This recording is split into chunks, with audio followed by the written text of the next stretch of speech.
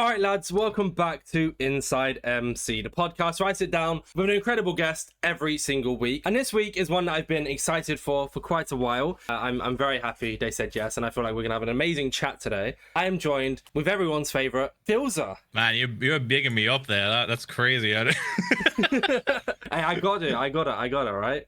Yeah. Set the standard high, and that way then you have to keep the standard high throughout the rest of the talking. All the pressure's on you. Oh, God. now. All right. Oh no. I'm trying my best. How are you doing today? I'm good, mate. How are you? I am good. You know about the whole landlord stuff. We had a great chat beforehand about the podcast being pushed back, annoyingly so, but we're here, fun. and that's all that matters. So, Professionals. We're professionals. We power through it. Exactly. I don't know if this was public information, so I'll cut this out if it wasn't, but you've just come back from a holiday as well, haven't you? I have, yes. I went to Greece, or rather specifically, I went to Rhodes, one of the islands off of Greece. It was lovely. It was really, really cool. Did you come back not cool today, or in was it yesterday? the sense of the temperature, but really hot, but really fun.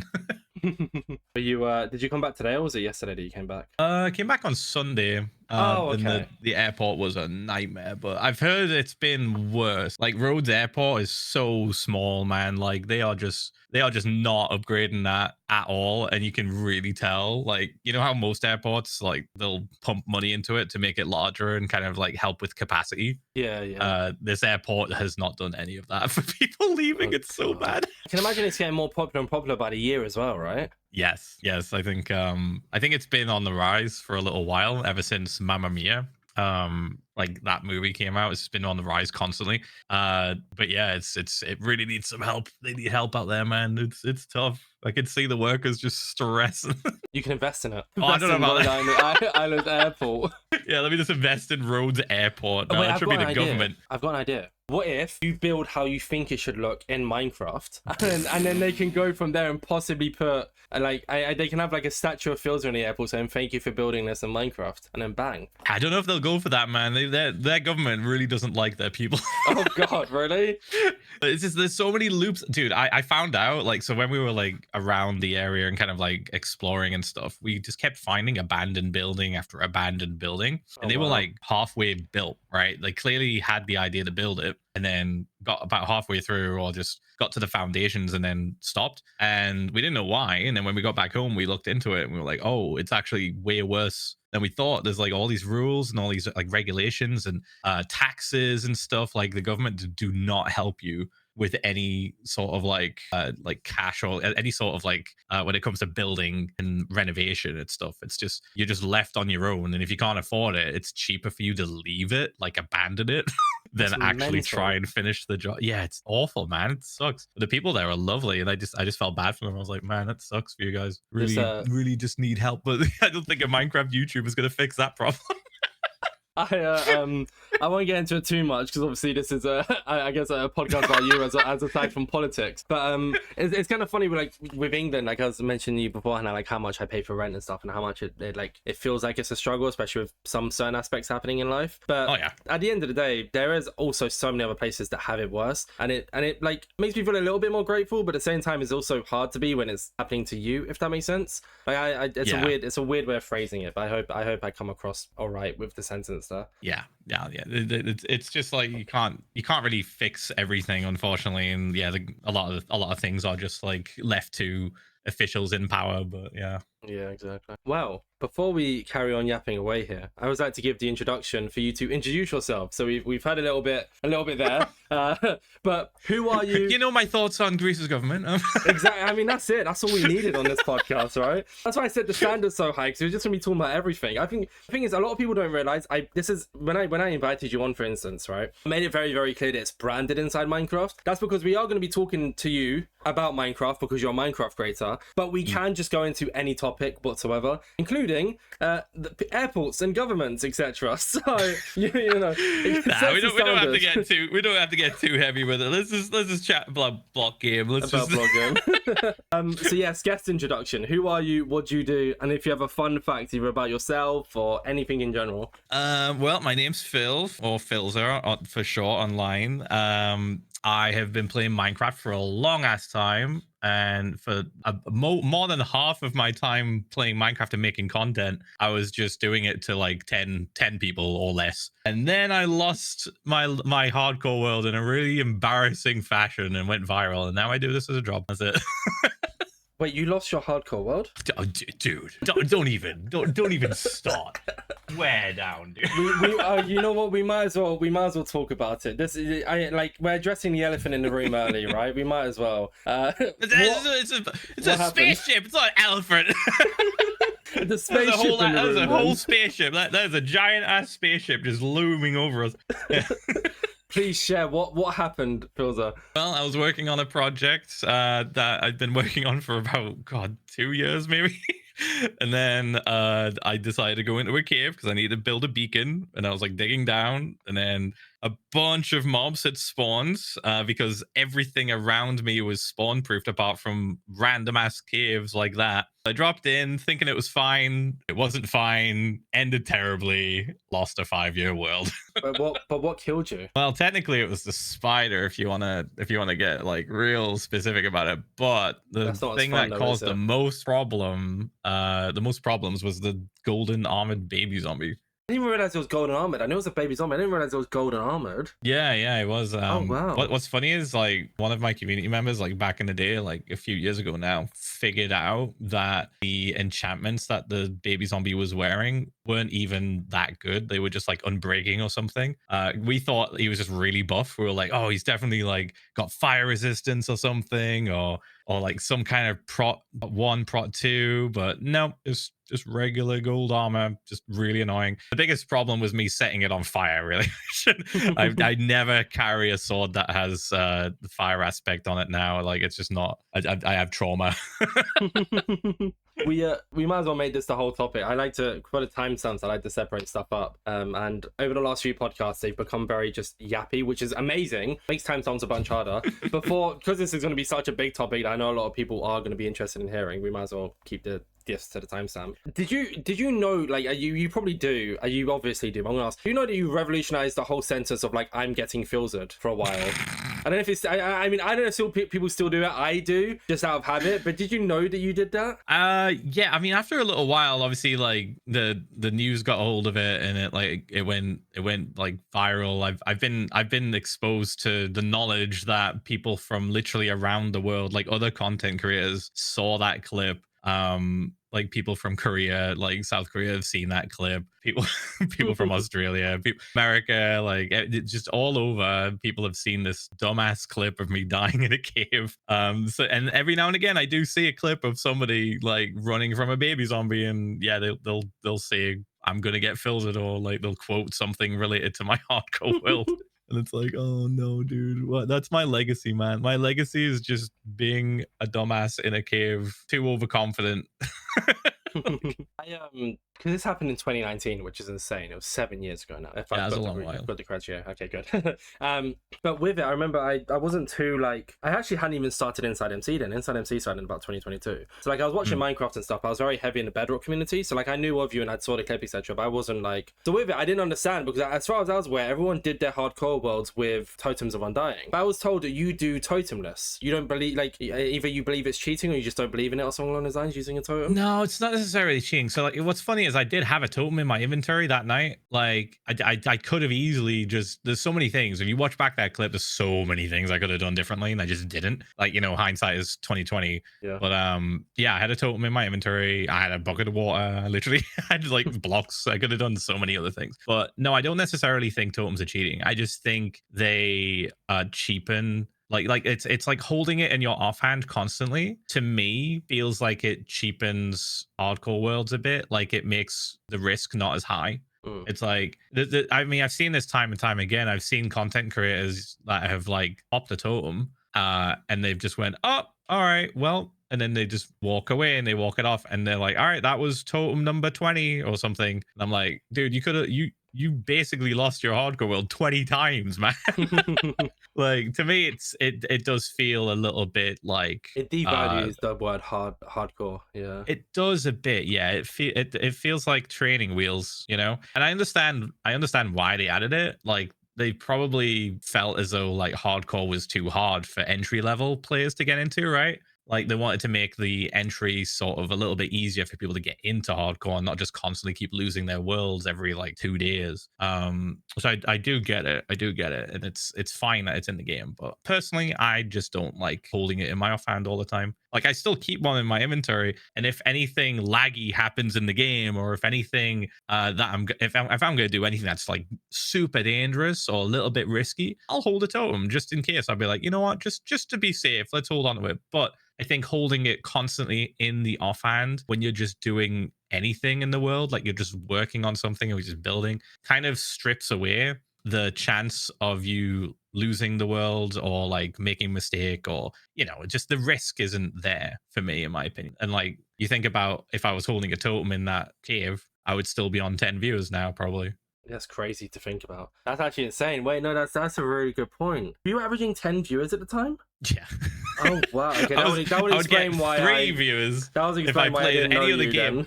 Yeah, literally, I would average like 10 viewers, and that was only when I played Minecraft Hardcore. And if I played anything else, if I wanted to play Rocket League for a little bit, it would be like 2 or 3 viewers, and that was literally just me and like 1 or 2 of my friends watching. Like I had fortunately I had like some friends that I would talk to in my chat a lot. So there would always be like me and like 3 or 4 other people that I knew from the Halo community that would be chatting and just talking and just hanging out. So I always had like a little bit of chat interaction with just people I already knew from a different game that we played. But yeah, it was just so like I was just we used to joke about it. We were like Twitch and YouTube, and when it comes to getting noticed, it's like you're swimming in honey. You're like at the bottom of the ocean of honey, and you're like trying to swim up, and then somebody just keeps dumping more honey into the ocean because it's just more content creators, more people blowing up. You just get like completely drenched out, and it's so impossible to like get recognized or get noticed or get attention for something that you're doing. You kind of have to rely a lot on luck. And it's kind of like a mixture of luck, timing, and skill, how I remember it. So it's like you have to be lucky enough to get an opportunity. You have to be skillful. The timing has to be pretty much perfect or like bang on something that you're doing for people to get eyes on you. And then you also have the skill to be able to carry that momentum and like keep going with it, like keep an audience, keep content going. And if you're missing like one of those 3 things, then like you're probably not gonna benefit from that launch pad, that like moment. It's kind of insane though to like for you to say that out loud, like watching you average like 4K viewers on a QSMP and you average 10 viewers, and because there's so much that happened from it as well, right? And I do want to loop back around in a second to what you just said about content creation. I think it's a really, really good topic. But I have someone who helps me do research called Roman, and you are the most amount of information they've ever given me, to the point where I had to tell them to stop because they were just sending me so much stuff. Obviously, big fan. So Roman is great. I mention them like every podcast because they come in clutch every single podcast. Obviously, I do my own research, but they help out. But they mentioned like so many things, and I'm just gonna throw a few things that I know at you here, okay, and just see your responses to them. So obviously, this wasn't your first hardcore world. You've done a lot. Apparently, this is all according to them. So if it's wrong, you can blame them. You've done a lot of hardcore in the past, and you used to struggle so much back in like 2012. Apparently, you just die like a bunch in hardcore, and you finally got like to one point where you got to kill the Ender Dragon, and then ended up dying shortly after, or something along those lines. Not 100%. No, not so that's partially accurate. So what happened was I was playing Minecraft a lot back in the day, and I loved it so much. And I went through like how everyone goes through stages of playing modded, yeah, and then going back to vanilla, like, and playing on multiplayer servers. Like I did all of it, and then eventually I started to feel myself getting kind of like not bored, but what's the word? I got a little. Fuck it. I'll say it. I got a little bit bored, and I was like, okay, what can I do to spice this up a bit? What can I do? And I used to frequent this forum for people that played Halo back in the day, and I asked people I made a thread asking like, hey, so I play Minecraft a bunch, you guys know I do already. Would you be interested in watching me play hardcore? Like, you just get one life and then that's it, and you die. And pretty much everyone that I knew in that like community, in that space, were like, yeah, I'd love to see that. That'd be cool. So I gave it a shot, and I did a couple of worlds. I did like 2 worlds just to kind of test it out, and I recorded a POV of me testing it out. Like there was two POVs. There was like one of me dying to a creeper, which was really funny. Kind of like in the style of Jurassic Park. I think that clip is still up there. You know how when that guy's like about to shoot the Velociraptor, and then like there's another Velociraptor to his right. Yeah, and he just goes, "Clever girl." Like I made a clip out of that because I got like baited by another creeper, and then like a second one killed me. And then I did like an episode, like I did a YouTube episode of me trying to survive the first night, and then I died, and that was like episode 0. I called it, and enough people liked it that they were like, "Oh, you should do this as a series," and I was like, "All right," and that's how series 1 started.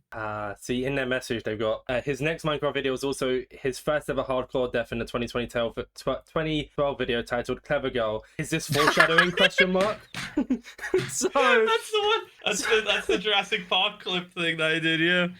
Oh my god, that was when I was just testing it out. Foreshadowing? Question mark. Like, come on. Yeah. I was like testing it out. I was like, oh, let's see how this works, and then that would explain it. There's a few other things as well where that like you got mentioned like in a little title screen thing, something about your name something. I can't remember word for word here. And then also Phil's had a good run. That's the one. Phil's had a good run. And then also apparently I don't know this one for fact because I missed it. Was either a stream or whatever you mentioned it in. Apparently this isn't from Roman, this is from me. Apparently the death thing at TwitchCon was reference to your hardcore world as well. Yeah, basically. So like I guess the initial idea was just to make it look like someone mined through to try and find a sulfur cave, right? And then like fell and died on the ground. But then the team were like, what if we put a baby zombie there and made it look like baby zombie either killed them or watched them die? And then and then I got like told from Anthony, he's like what's his job title again? He's like the community guy. He's basically just, we call him Anthony Minecraft.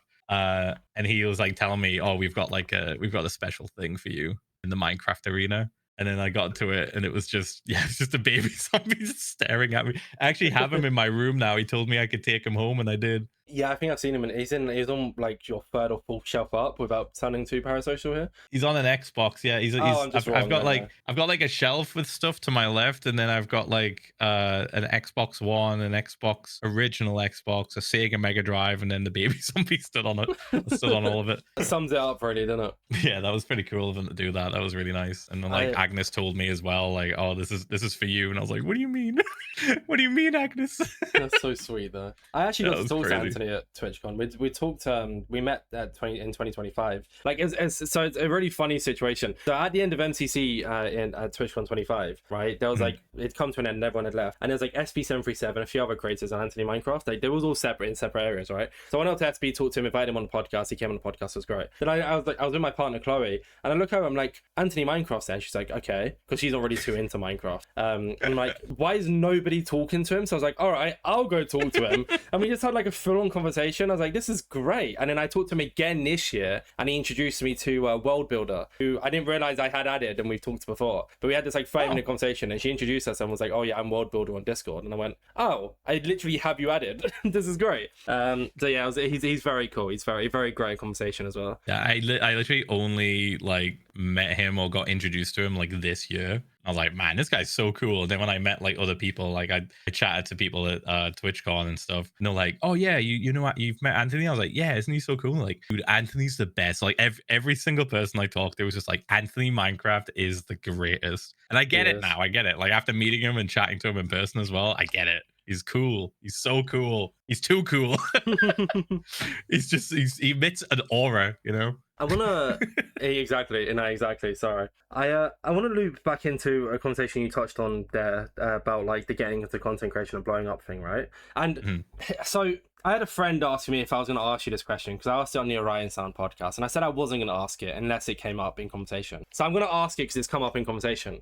What exactly? Cause you said about opportunities and the right time, etc. What exactly drew you to coming on the podcast? If there is anything. You literally sent me a friend request out of nowhere, and I looked at it and I was like, I don't know this person and I've never talked to this person. Let me hit decline real quick. Great, thanks. As I literally do to every friend request. Unless I know you, I'm typically 90% gonna hit decline. It's And valid. I was like, wait a minute, this person's like mutuals with 40 of my friends. Who is this person? Why have I met them? And I was like, oh god, have I met them? And I don't remember. Oh no. So I like quickly did a little digging. I was like, oh, he does a podcast. Oh, right, okay. This is why you you know sent what? me a friend request. Yeah, I was like, that's why. And I was like, dude, I panicked, man. I was like, oh my god, did I meet them and I just don't remember? Oh, like this terrible feeling in my stomach. But yeah, no, that was pretty much it. I was just like, oh, now I know what they do. Let me accept and chat to them. I said this guy, I had a panel, sorry, bigging myself up. I had a panel at TwitchCon this year, but I had a panel at TwitchCon last year as well. It was very great. And what's good? One thing I said on the panel when people were talking about like getting people and connections and stuff like that, I said, I don't think people realize how strong their Discord friends list is. And you proved it to me. Like, it's so true. Like, not even in the sense of using it. Like, I'm sure out of the 40 mutual friends, I've probably had about 30 on the podcast, right? So it's not even about like using these friendships to get to you. I've literally had them because I wanted them on the podcast as well. But having them added was great because you saw them and was like, wow, what the? And I'm there was like probably certain names that stood out as well. You're like, what? Because, yeah, I literally thought I met you or something. I was like, oh god, did I forget I met them? But yeah, I even have my Discord set up to not accept friend requests from people unless they're like mutuals with friends of mine. Yeah, so no, that makes sense. Yeah, it's like lockdown.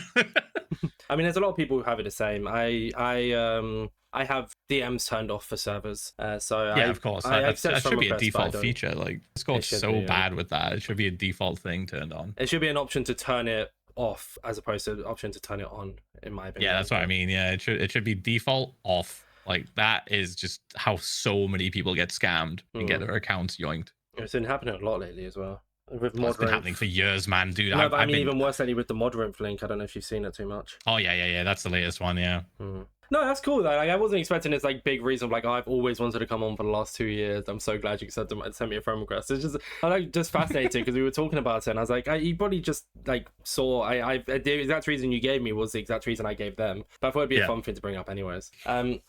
We have actually met before though. Oh my god, no. No, when was it? It was a really, trust me, when you hear the story, it was a really forgettable experience. Don't worry.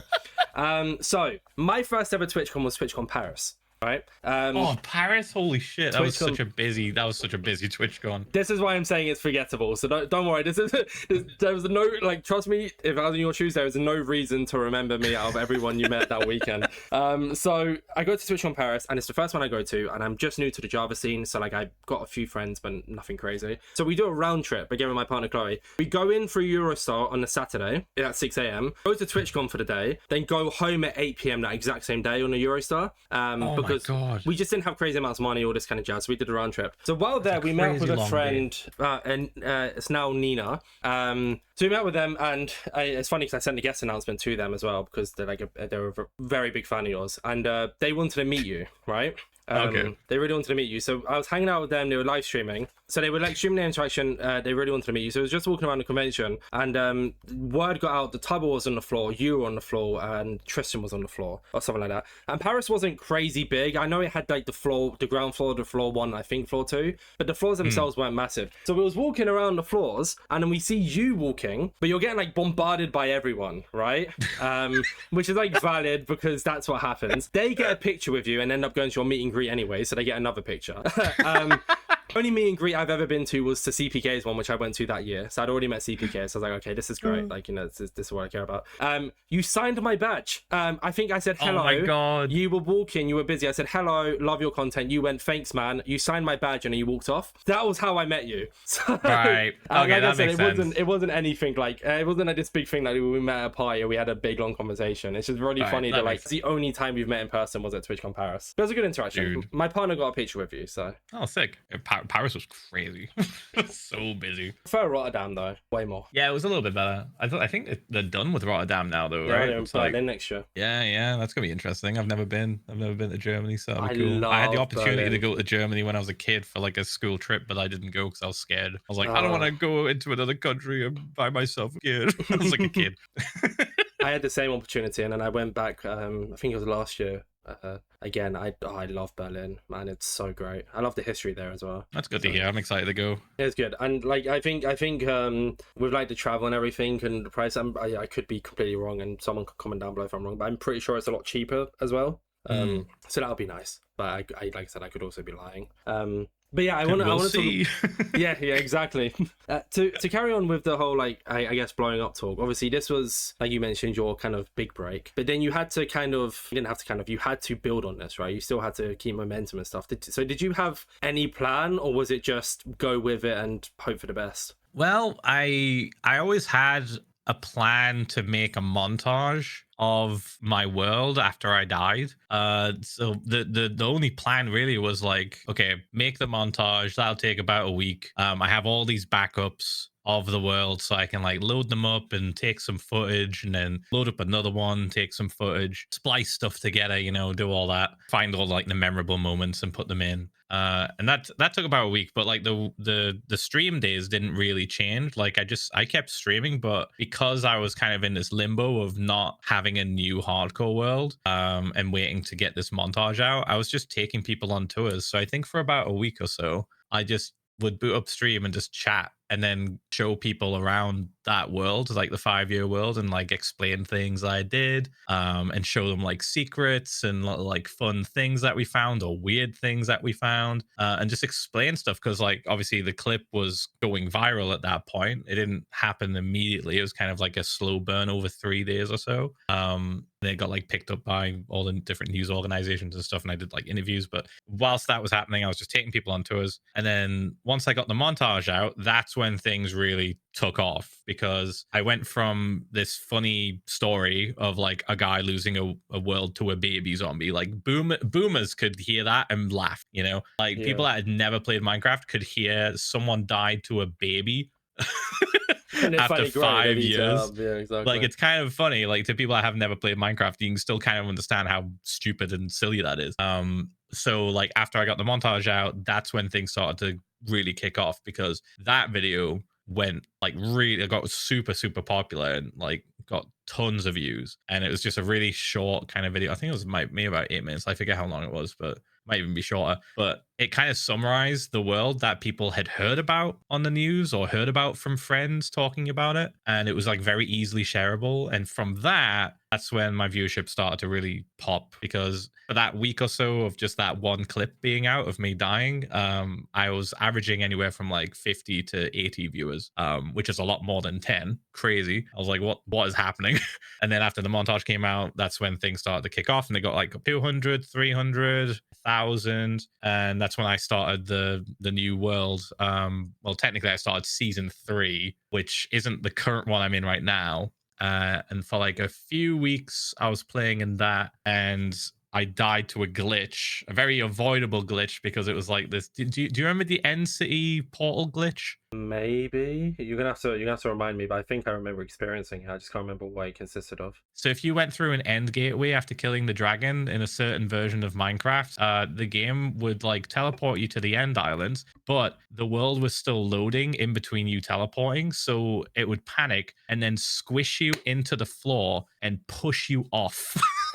Oh. So if you spawned on like an island, like a singular little island, those like small floating ones, you would just get pushed off into the void, and you just couldn't do anything about it. I think I remember that. Yeah, I think I remember seeing. Yeah. It. I don't. Yeah, maybe it wasn't. It was like another end island glitch at one point, which I think I experienced similar, but it wasn't that one. Yeah. But that was like an avoidable thing, because all you had to do was just pause the game and wait for the world to load, and you'd be fine. But you don't think about it in the moment, do you? That's the problem. No, not at all. Not at all. And I lost that world, and then with that came even more viewers, because the people that had been watching the montage, like it was very slow, sort of like over about a month or so, maybe a month and a half. It was kind of like a slow build up to people like trickling into the stream, finding out about the stream, watching the YouTube episodes on YouTube, and then like following me on Twitch and all that stuff. It kind of worked out losing that world when I did, because then even more people were like, oh, I want to be invested in this new world that he's going to do, which is the current one I have right now, which is like 7 years strong at the minute. Season 4, right? Yes, season 4 is the current one. And yeah, it just kind of it just worked out. I just did my thing. Like I didn't have any crazy plan or anything. The only real plan I had was make the montage, pump out episodes when I start a new world, and that was it. That was literally it. I had to fact check myself here, but it's right. Yeah, the 5 years of Minecraft's hardcore montage uploaded 7 years ago, seeing on 31 million views. And your second most viewed video, and this is going to be crazy to say, is only sitting on 12 million, which is again a crazy sentence. But in comparison, that's like the thing is, I know montages used to be really, really big back in the day, but for it to carry on, because I assume it gets a lot of traction, especially now to this day with that many views, for it to still be getting traction based on the scenario alone is mental. Yeah, it was just like people wanted to see what I'd done in that world that I lost to a baby zombie. Like, I would have been interested. Like, if somebody says they've been playing in a singular world for 5 years and they've suddenly died, like, I want to see what they did. I want to see what they spent 5 years building. You know? But yeah, it was great. It just kind of worked out. I just did what I did, just locked in, just kept my head down, edited constantly. I was still working retail at this point as well. I was still working in my retail store, just like listening to my friends there just tell me to quit my job, and I was like, nah man, I'm gonna see how long this goes for, because this could be a splash in the pan. Like, this could just be gone. I could just be the flavor of the month, and then I'll be back to 10 viewers. Like, I don't trust this at all. So I stayed working my retail job whilst I was making all those episodes and editing, like so many sleepless nights. Oh my god. And it's what a lot of people don't realize as well, is that, you know, when you look at content creators and they blow up from something, it's like, yes, they've got their big break like we talked about earlier, and it's great, but at the same time, to actually keep that big break going, as a like, other than just like doing the same thing you're doing and hoping people watch, is, I think it's a whole skill in itself. Yeah, I mean, I can call back to the 3 rule thing that I came up with before, like the like having the skill to be able to carry through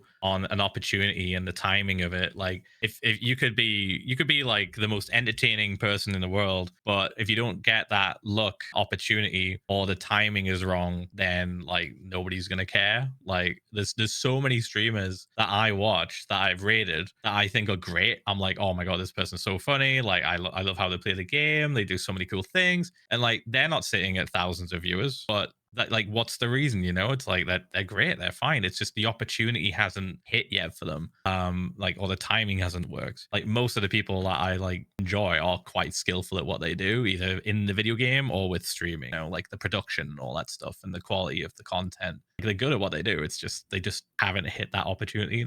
And what's funny, what's funny is I've rated people in the past, and sometimes it goes nowhere for them, you know? Like, I'm just like, oh, this person's really cool, let me raid them, and then it goes nowhere, and then they stop streaming after like a week, and I'm like, all right, well, you know, I tried. That's the same like kind of rough outlook I have on MCC Rising, as I've talked to so many people at this in the past, and I've said it publicly, so I don't mind saying it here. It's like, MCC Rising is great and I love it, and I've always said to people, you shouldn't get into MCC Rising for the opportunity to grow. You should get into it because you want to play MCC, which is, you know, I think it's a valid reason. The growth thing can come with it, but it shouldn't be your main priority, right? And I've seen like so many people, and I'm like, these people have done so great either because of MCC Rising, or Nominal Gravy, for example, right? I had him on the podcast a little while back, and he didn't blow up from MCC Rising alone, but it definitely got his name out there and got him in these, I guess, quote unquote friend groups. And then 2 or 3 years later has now had really cool opportunities, is averaging 300, 400 viewers on Twitch constantly, right? And nice. I said to him when he came on, I wanted him on podcast for a very long time, but I have this thing nowadays, especially, where I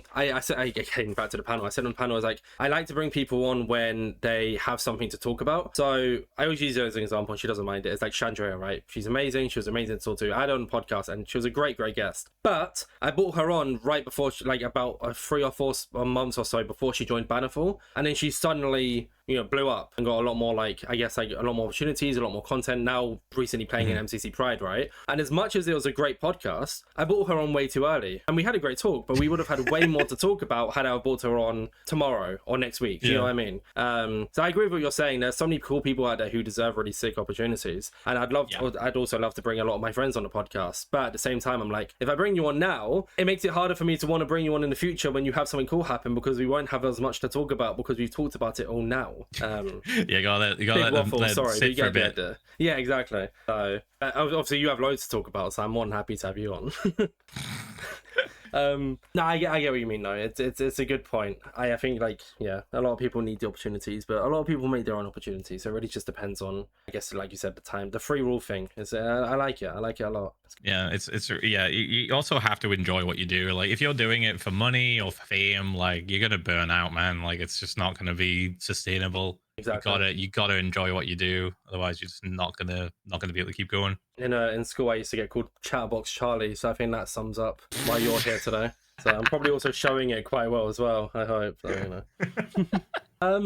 We've been speaking about your past, and we'll continue to for a bit before we get into the current present. The question I always like to ask is a very, very basic and a very, very easy one. It's a two-parter. Actually, no, it's a three-parter. Sorry, I lie. How did you get your name, or why did you get your name? How did you get your skin, and how did you get into Minecraft content, which you've briefly touched on, but I'm bringing up again as a part of the three-parter. Let's think. So my name, I was getting an Xbox, and like I wanted to play Halo 2 online with people. Like this was back when Xbox Live was like barely around. Like people would play on Xbox Live to play Project Gotham, which was that racing game, right? And then like maybe like 2 other games. But when Halo 2 was coming out, that was when Xbox Live really kind of like came into its own. Like that's when everyone was getting online and buying a subscription and making their gamer tag. And when I got mine set up, and like it was actually my mother's like friend like came over and set it up for me, and he's like, all right, well, there you go, you just gotta type in your gamer tag. And I was like, Phil. And he typed it in and it came up like nothing. And I was like, okay, what about Ph1LzA? And it didn't work either. And I was like, okay, what about Ph1LzA with a 1?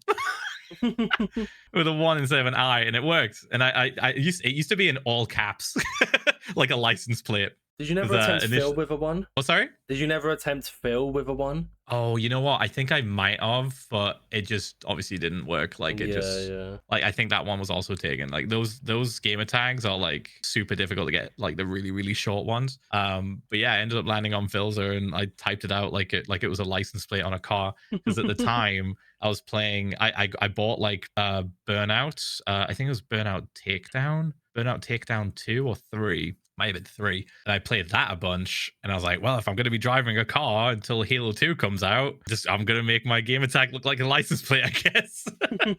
And that's the origin of the gamer tag. And then the Minecraft skin, basically I still am. I'm really into Bleach. Like it's an anime and a manga that's been on for a very, very long time. And it's kind of had like a resurgence recently with the 1,000-Year Blood War being animated. But long story short, I was just like, I like this character, and there's no other skins. Like back then, there was like barely any Minecraft skins that looked good. It was like really difficult to find one that looked good. It was kind of mid. Everything you picked up was just either really basic or just kind of pants.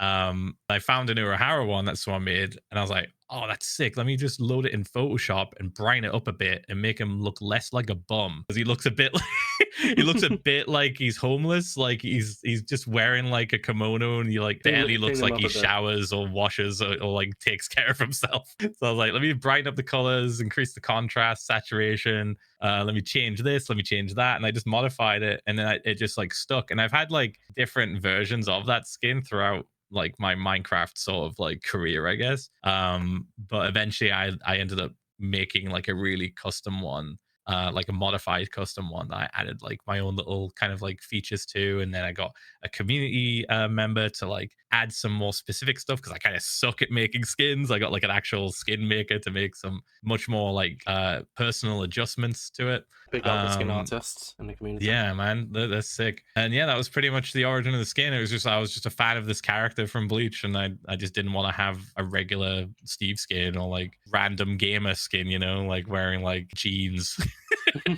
Which a lot of people had in their early days. Yeah. And the reason why I got into Minecraft, I think everyone from my era, I guess, of Minecraft has the same story. We saw Martin and Lewis, like Simon and Lewis play Minecraft Survival in like, was it alpha or beta? I think it might have been beta. Might have been an early version of Minecraft beta from Yogscast, and they just played through Minecraft and tried to survive, and that eventually turned into like a whole series, right? Everyone knows about it. But yeah, it was just that one episode of them playing and trying to survive the night, and then zombies coming for them and stuff. Like that was so funny. Like, oh, I want to play this. This looks cool. You mentioned it there with just after the burnout thing about playing in Halo and stuff like that. Back in 2006, I've been told, and YouTube shows anyways, I used to make a lot of Halo sniper montages. Yeah, I was big into Halo. I played a lot of Halo 1, and then I played an ungodly amount of Halo 2. Like, dude, I was so hooked on that game, especially with Xbox Live and playing online and multiplayer. Like, I never really properly experienced like that with a game before. And yeah, I played so much I ended up competing at a professional level. Jesus. Yeah, I was never really a Halo boy. I was much more like, I mean, I think it was mainly because of my brother. I mean, I just kind of, when I was a bit younger, Was it Gears of War? What he did. No, I tried playing Gears of War. I enjoyed the one I played, but nah. I was very basic Call of Duty guy. I played, so my favorite game, and it's become a bit of a controversial take recently, apparently, which is strange, is, so my brother loved Call of Duty Black Ops 2. That was his favorite. My favorite is Modern Warfare 3. Yeah, that was a good one. I like Modern Warfare 2. I think Modern Warfare 2 was like kind of like the beginning of that era of Call of Duty, of like faster paced, more gimmicky stuff. Like, I remember they released a video, like a teaser video back in the day, of a grenade that sticks to a wall, and everyone lost their goddamn minds because we had just been playing like Call of Duty 4, like basic Modern Warfare, and then also World at War at the time. And then Modern Warfare 2 came out, and they're just like, look at all this crazy shit you can do. look at this extra stuff we're putting in the game. Isn't this cool? And it's like, holy shit, yeah, it is. So, so I played a lot of Call of Duty as well. Like, that was my other game. It was my other vice, other than Halo 2, when it came to Xbox Live multiplayer. So be it, I was like 12 or 13 at the time. There's like one mission on Modern Warfare 2. I don't know if you can remember it, but I do very well. It's so there was a sniper mission in the fields, which was nice and easy. And then like a few missions after that, you have to defend a cabin. And I just couldn't for the life of me defend that cabin. I remember like I have, it's so weird how our brains remember certain things. My one is I'm sitting there eating an egg sandwich, right? And I'm just trying to survive this mission, and I just can't. Oh no, it was a Rustler's burger. It was a Rustler's burger, and I was sitting there trying to. And I got my dad to come and help out. He couldn't do it. My brother couldn't do it. None of us could get past this mission. And I look back at it now, I'm like, that mission was so easy. But you know, so that put me off Modern Warfare 2. Whereas Modern Warfare 3, I could get through everything. But then I was also on beginner mode, so you know, it made it a little bit easier, I guess. Isn't it like it was like Makarov's house, right? Yeah, yeah. Like, so you remember? House, they had multiple levels. I remember it was kind of annoying because like they would when they rushed the house, it was fast, and like the only way they really catch them off guard was to like either grenade launch, I think, or like set up claymores and stuff. But you didn't really have a lot to work with. But yeah, I do remember that. I do remember that being kind of fun. It was a fun mission. I just hated it because I couldn't get past it. It's so like funny. Like, I feel like over the times up until this very point in the podcast, we had like a fairly similar path as well. Like, aside from the Halo thing, because you also played a lot of GTA back in the day as well. I played a good amount, yeah. Like I played like most of the popular Xbox games. Like, I didn't have a PlayStation 3. I kind of went down the Xbox, like an Xbox 360 path. I initially did have a PS2 before that. I mean, and the PlayStation 2, oh my god, the game library of the PlayStation 2 was like phenomenal. There was so many good games. Might pull out on that console. A fossil here. Disney's Extreme Skate Adventure. Oh, I'm googling this. What is that? Do you not know Disney it? Extreme Skate Adventure. Disney's Extreme Skate Adventure. Oh, it's just Tony Hawk's with Woody. Oh, it was so good. Also, WWE Crush Hour as well. Oh my god, my two dude. favorite games. Oh my gosh, the soundtrack as well on that on a Disney Skate one was so good. I thought you'd know about it. That's why I brought it up. Nah, man, I was into you were doing like baby shit at the time. I was playing the fucking real shit. I was playing 9 Tony or Hawk's. 10. Of course, I was playing Exactly. You were a kid.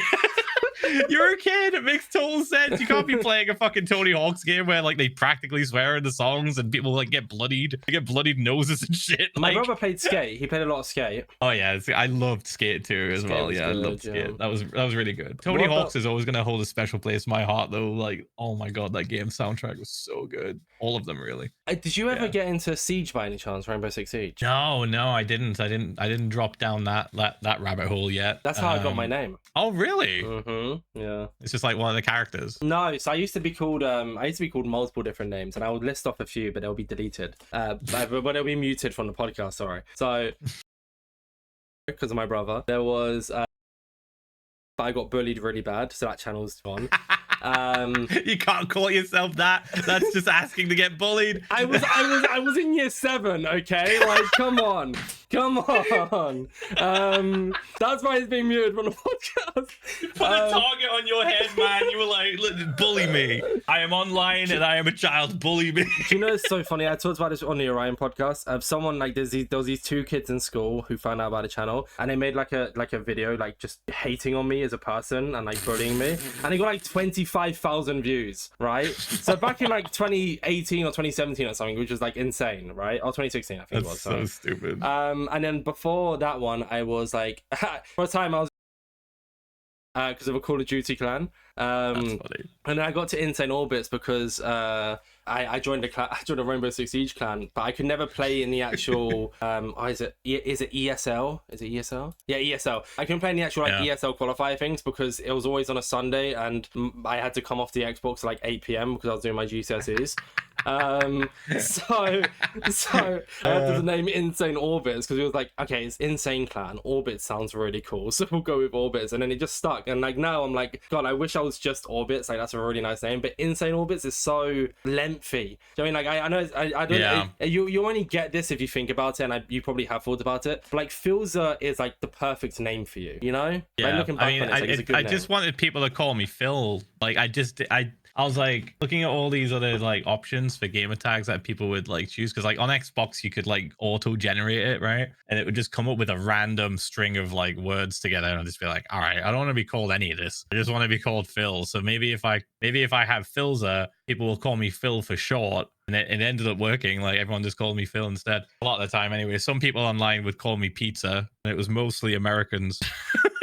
And now you're Phil's on Minecraft. They just called me Pizza when I was playing Halo 2 back in the day. Pizza? Yeah. They're like, Pizza, can you stop grabbing the sniper? Like, man, I'm like 20 and 0. What are you talking about? That's such a good impression. Oh my God. So stupid, dude.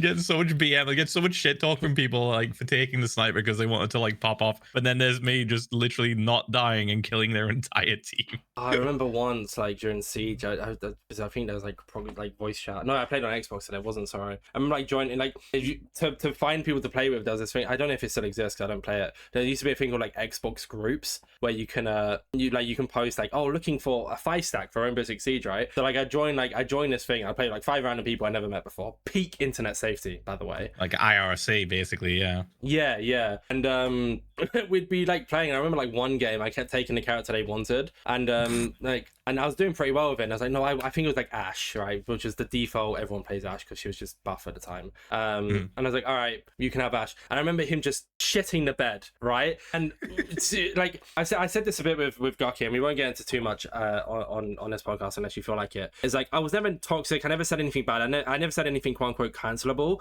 But like 16-year-old me was not for the Minecraft community. Like there is like I remember just like hounding this guy, right, for doing shit, and like we're laughing in the call, and obviously 16-year-old me wants to be thing. So like the other 3 people in the call are laughing at what I'm saying. They're playing along with the bit. I'm probably going for this guy.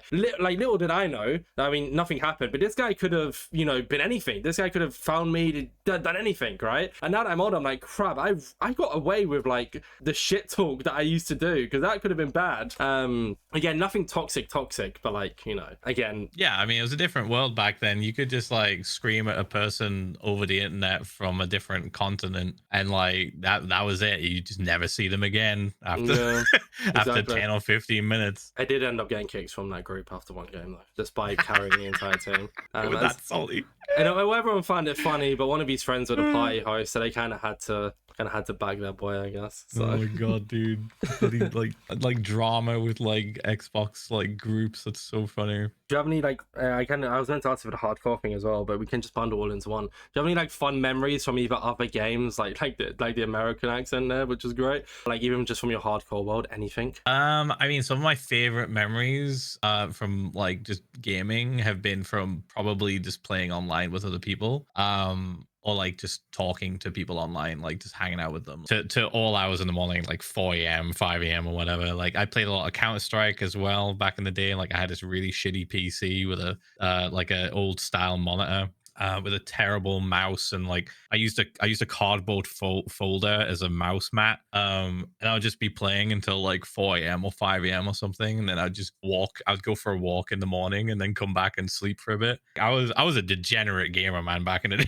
Like I was doing stupid hours, but I loved it because I got to hang out with people that I would just never have the opportunity to talk to in real life, really, like people from different time zones and different countries and Hmm. different backgrounds. Like, it was great. And yeah, so some of my favorite memories are just like hanging out in a voice chat, just like playing a game together and just chatting about random shit, chatting it up. Pretty cool. What about the hardcore world, other than like any cool builds, like even from your current one, right? Like just even like from present day, if you want to. Do you have any like favorite builds or favorite moments that have happened? Oh man, every time I get asked about like what my favorite build is, it's so difficult because You like can I pick a don't know, few. man. I'm not gonna narrow it I down to love one. them all, dude. I love them all so much because That I've might be poured cheating a little bit. so many hours into like all of them, you know? Like, and they've been like a journey. Like, they've been like this whole thing of like learning and adapting and like growing. Like, it's just as a builder, I feel like I've gotten better at certain things because of different projects I've done. Like Nether Void, for example, from my latest world, is just a giant void cube essentially in the nether that you just wouldn't even know is from the nether unless you like broke a wall and looked outside. And like that was such a crazy thing to do because back then I always wanted to do something big in the nether, that made it look like it just wasn't it wasn't where you were supposed to be.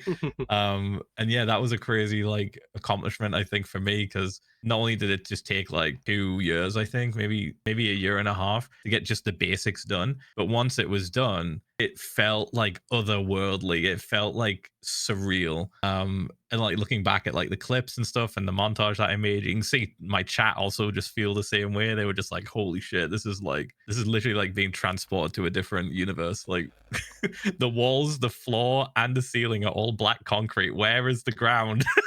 So Yeah, it's like kind you of built fun. another dimension inside Minecraft, is what you're saying. Kind of, yeah, that's really fun. Like I like doing weird stuff. I like doing weird things in Minecraft that like don't make sense, or like kind of take an area that looks a certain way and change it completely. Like my end realm at the minute is just a giant fishbowl essentially. Like it's just a completely submerged underwater like oasis practically. And So I did cool. I did I did that specifically, not only because it looked cool and was a cool idea, but also because it's the safest possible existence to live in the end. Like, you're surrounded by water. Endermen are the only thing that can spawn there. You're not getting hit by an Enderman. Like, you're never getting hit by an Enderman unless you put yourself in a really awkward situation. Like, you're the safest you can be, surrounded by the thing that Enderman can't touch. See, that's what I like is you take hardcore so serious to the point where like, and I know this is going to be a weird sentence because obviously it makes sense, but you treat it like you can die at any point. Yeah, you can. You literally, I've had so far in season 4, I've had maybe 3 close calls where I've gone underneath half health, or I've had like maybe 2.5 hearts.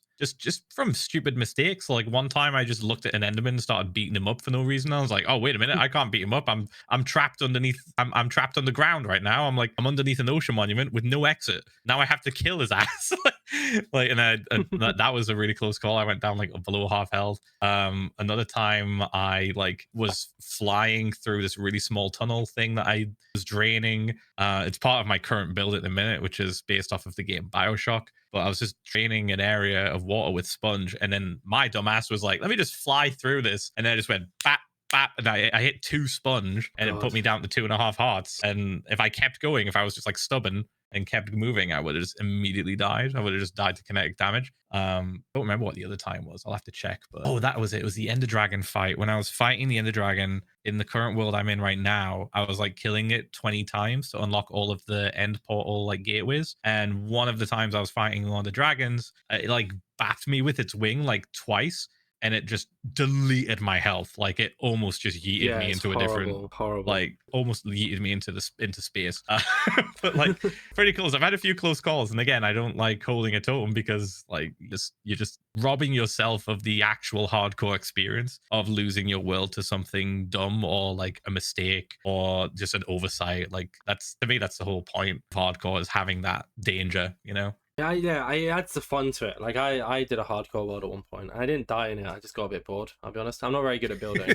Like I'm trying to get better at it, but I remember I like started on this big project. I found this like really nice big dip in the world. It was like surrounded by snowy trees. It looked great. And I was gonna turn that all into like deep dark stuff. I got halfway through it and I was like, what am I doing, man? What am I doing? So man, I actually never built lost a house. Sight of the vision.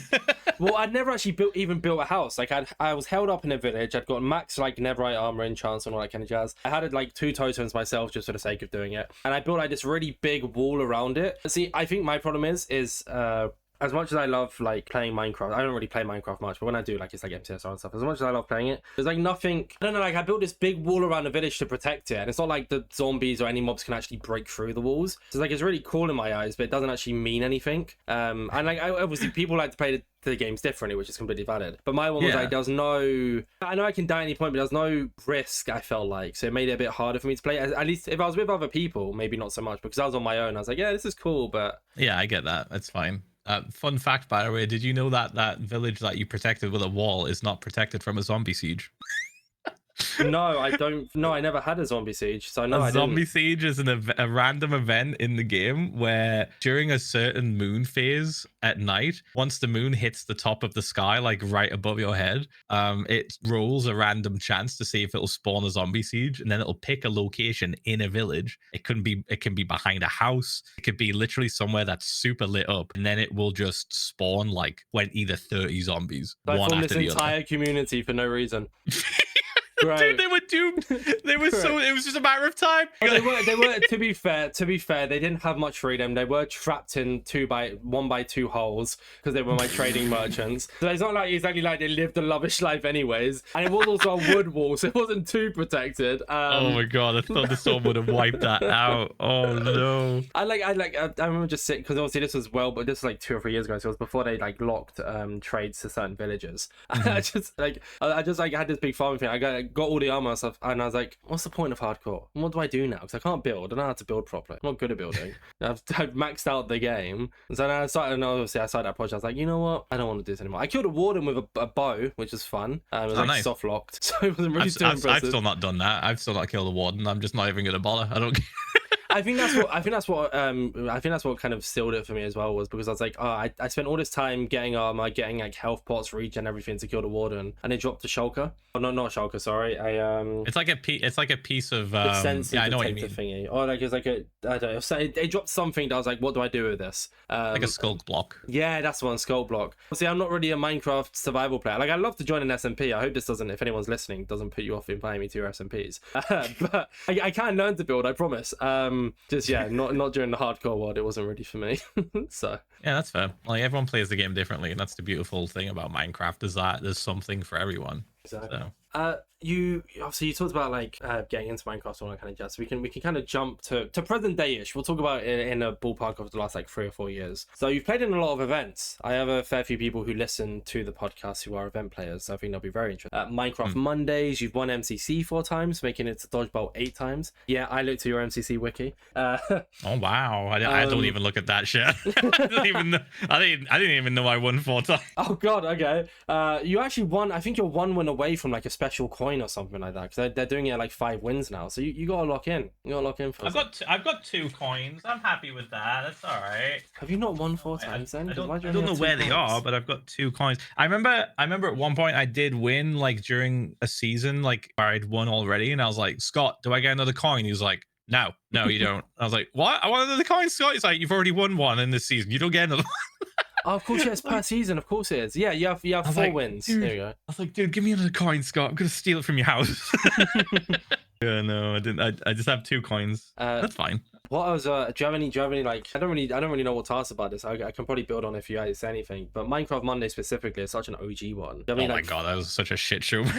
Yeah, it was such a shit show. It was. I remember watching it because they did like a Didn't they do like a viewer team at one point as well, where you could get in like something along those lines? I remember talking to someone about it who was in it. I can't remember fully, but I remember like being a fan of like Minecraft and stuff during that time, and seeing some of the names that got added and seeing, I guess, like the history since, or like the present since, was very fascinating. But it was always like buggy. There's like I remember seeing so many clips of like people breaking out of like certain build areas, or like just doing stuff that you weren't meant to do. Someone like snuck in once in like a Jerome skin or something like that. It was so like they just yoinked. So like the people that worked on the tournament, it was like maybe 2 or 3 people, and then Keem, right? And he didn't really pay them, so like a lot of the stuff was just stolen. Like the team just like took a map that everyone knew and just threw it in there. Like at one point, I remember I was playing with Techno. He's like, "This is just this map from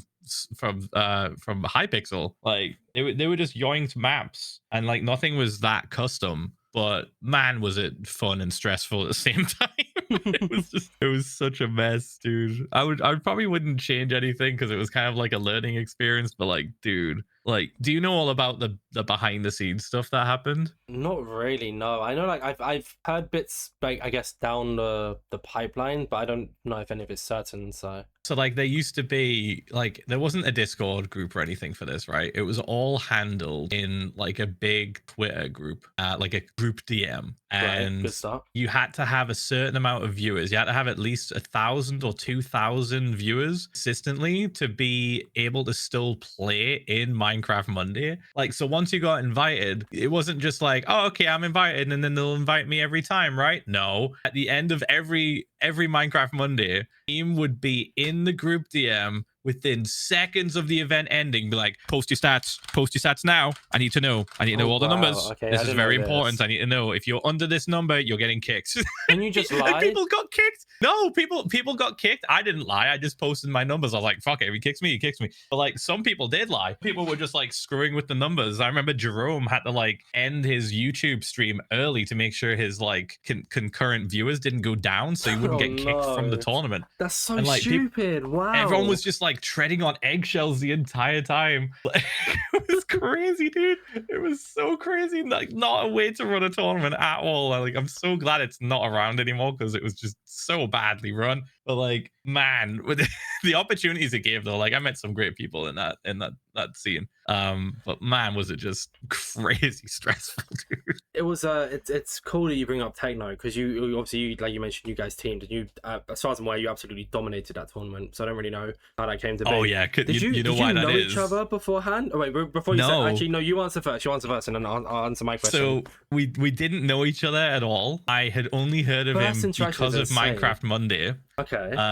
And Keem only put me and him together because he thought I was like a noob. He thought I was just like a single player Minecraft guy that never played multiplayer. Which, fun fact, I played a fuck ton of multiplayer and PvP. Also, you so used like, to play competitive as well, even if it wasn't Minecraft. You still have that quote unquote competitive nature. If that makes sense. Yeah, as well. I played a lot of Hunger Games. So like some of the maps that like we would play, because it was like, if I remember correctly, it was like one Hunger Games map, then a random like game mode, like find a button or some shit, and then another Hunger Games map, and then another random like mini game thing. But the Hunger Games maps they were using were like the most classic, well-known Hunger Games maps, and I knew like so many secrets and so many good locations to find like the best loot and the guaranteed crafting tables to craft swords and all that stuff. So like when you go back and watch my Minecraft Monday with Techno, the moment we get a map that has like the train on it, I knew exactly where to go, and I just took him there because I was like, if I can get him at least iron level armor and weapons, like we're just gonna rinse people. Like, and I knew, I was like we're gonna go here, we're gonna go there, we're gonna go to the back of the train. Back of the train's got a crafting table. Sure enough, it did. Like, because they just didn't change it, they just downloaded the map and just threw it up on the server. So yeah, no, it was great. Like, it was the first time meeting him and talking to him, and we just immediately hit it off. Like, he was such a funny guy. Correct me if I'm wrong here. I know it was Techno. I think it was with you. That he or you found a way to break out of your building plots and grief other people. Oh no, I think that was him and Schlatt. Oh, it was him and Schlatt. You're right. It was. And he spawned a wither, and then like the admins got pissed.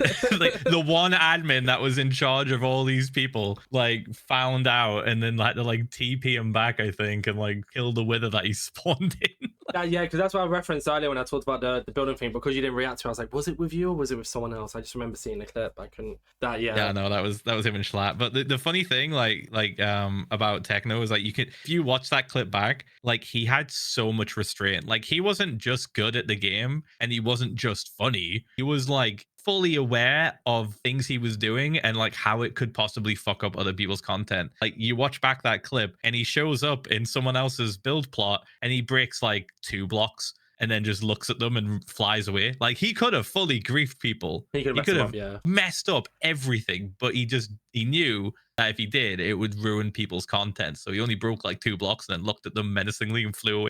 So it like really shows that even back then he was so aware of what is like good content versus like troll bad content, you know. Like he was, even though he was like winning and killing everyone and like, you know, just popping off, like he was fully aware that some actions can just lead to shit content for people and just make everyone have a bad time. It's obviously your choice. If you're happy to stay on this topic, we can move away from it if you prefer not to, but just touching a bit more on that is after, like you mentioned, Minecraft Mondays was the first time you two interacted, and then you became like really good friends afterwards. Do you know how he's done on the podcast as well? Oh, that's cool. It was very cool. He's very fun. Great.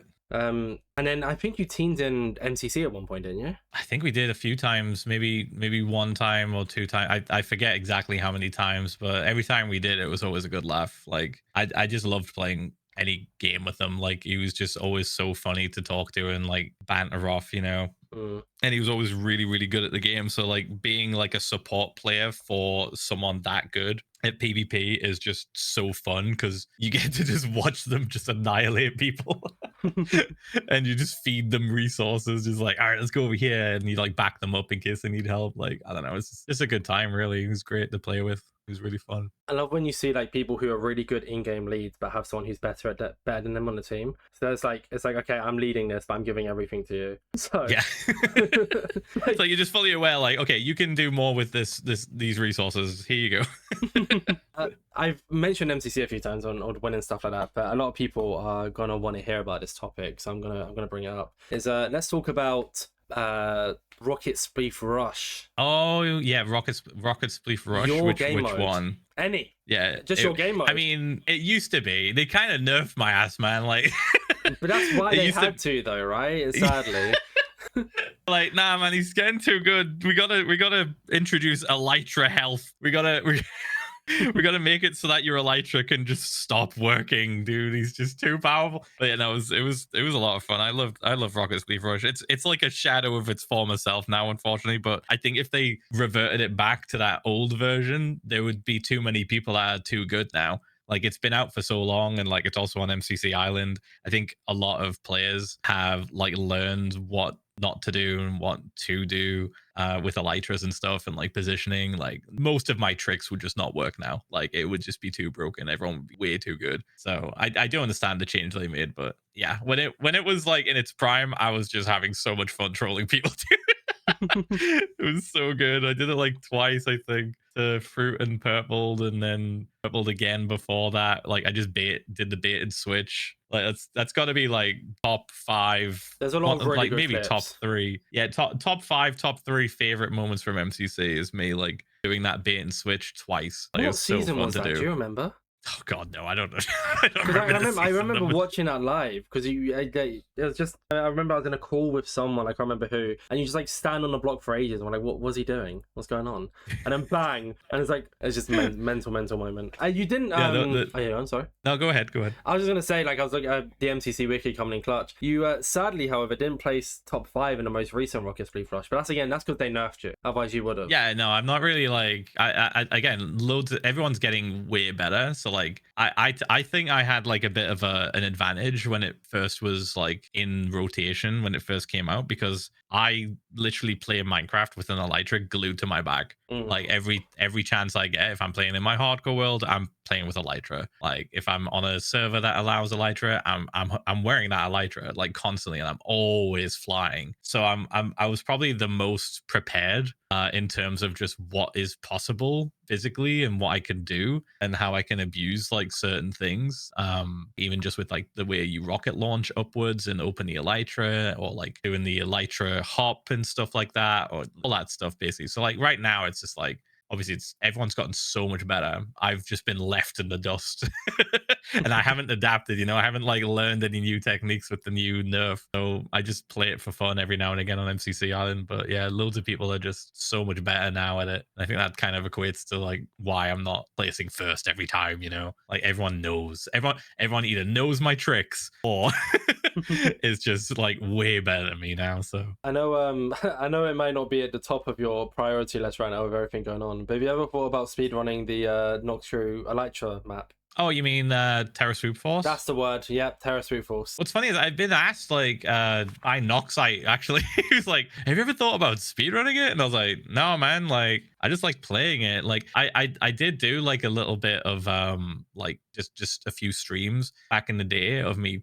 playing it a bunch and just trying to go really, really quick. I never got like into the really sweaty speed running side of it. Like, not to be negative about it at all. Like, it's not at all what I'm trying to get across. I just don't have as much fun if I'm like micro analyzing everything I'm doing to improve. I just want to play. I just want to go fast, but I don't want to like spend all that extra time finding all these extra like micro adjustments and like changes to be made and setups and stuff. Like it's cool to watch, but for me, it's not fun to play like that. So I just didn't. But what's interesting about Terra Swoop Force is I've been a fan of that map since it first came out when Noxcrew released it on Realms. I played it with my friends, like going back to when I had like 10 viewers. I played it with my friends on Realms. Like I bought a realm, I configured it so that I could just load up Terra Swoop Force on it. Like it was initially default as an option that you could switch your realms to back in the day, and like you just load it up. Like every weekend me and my friends would play it and just have fun with it and play through the whole story, and it was just so fun. Like it's one of my favorite things Noxcrew have made apart from MCC. Like it's incredible.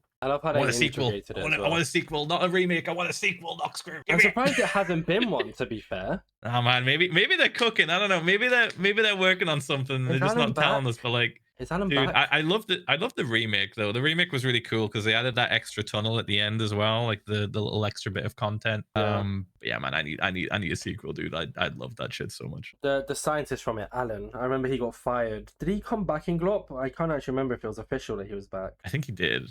I think one of them came back. It was Alan. He saved the day. I just don't actually know if he stayed back. But maybe with a new person, they could actually make a remix of it. Yeah, they got to do it, man. They got to do it. I'll play the shit out of it. They already know. I've told them this in person. Like they know that if a sequel comes out, I'm playing that for like 2 weeks straight. Like I'll just not come off of it. Hey, they might be working on it behind the scenes. We might not even know. We'll see. Who knows? So, note this down, listeners. Phil's a Minecraft Terra Swoop Force 2. history in the making, right in our eyes. Insane. I just love flying, man. I just love elytra flying in Minecraft. It's one of my favorite things. It's so fun. It's crazy how much you can do with it as well, right? Like you can do like even just that, even like down to cool clips. You can do so much with it. It's mental. I remembered like when I played it last in MCC.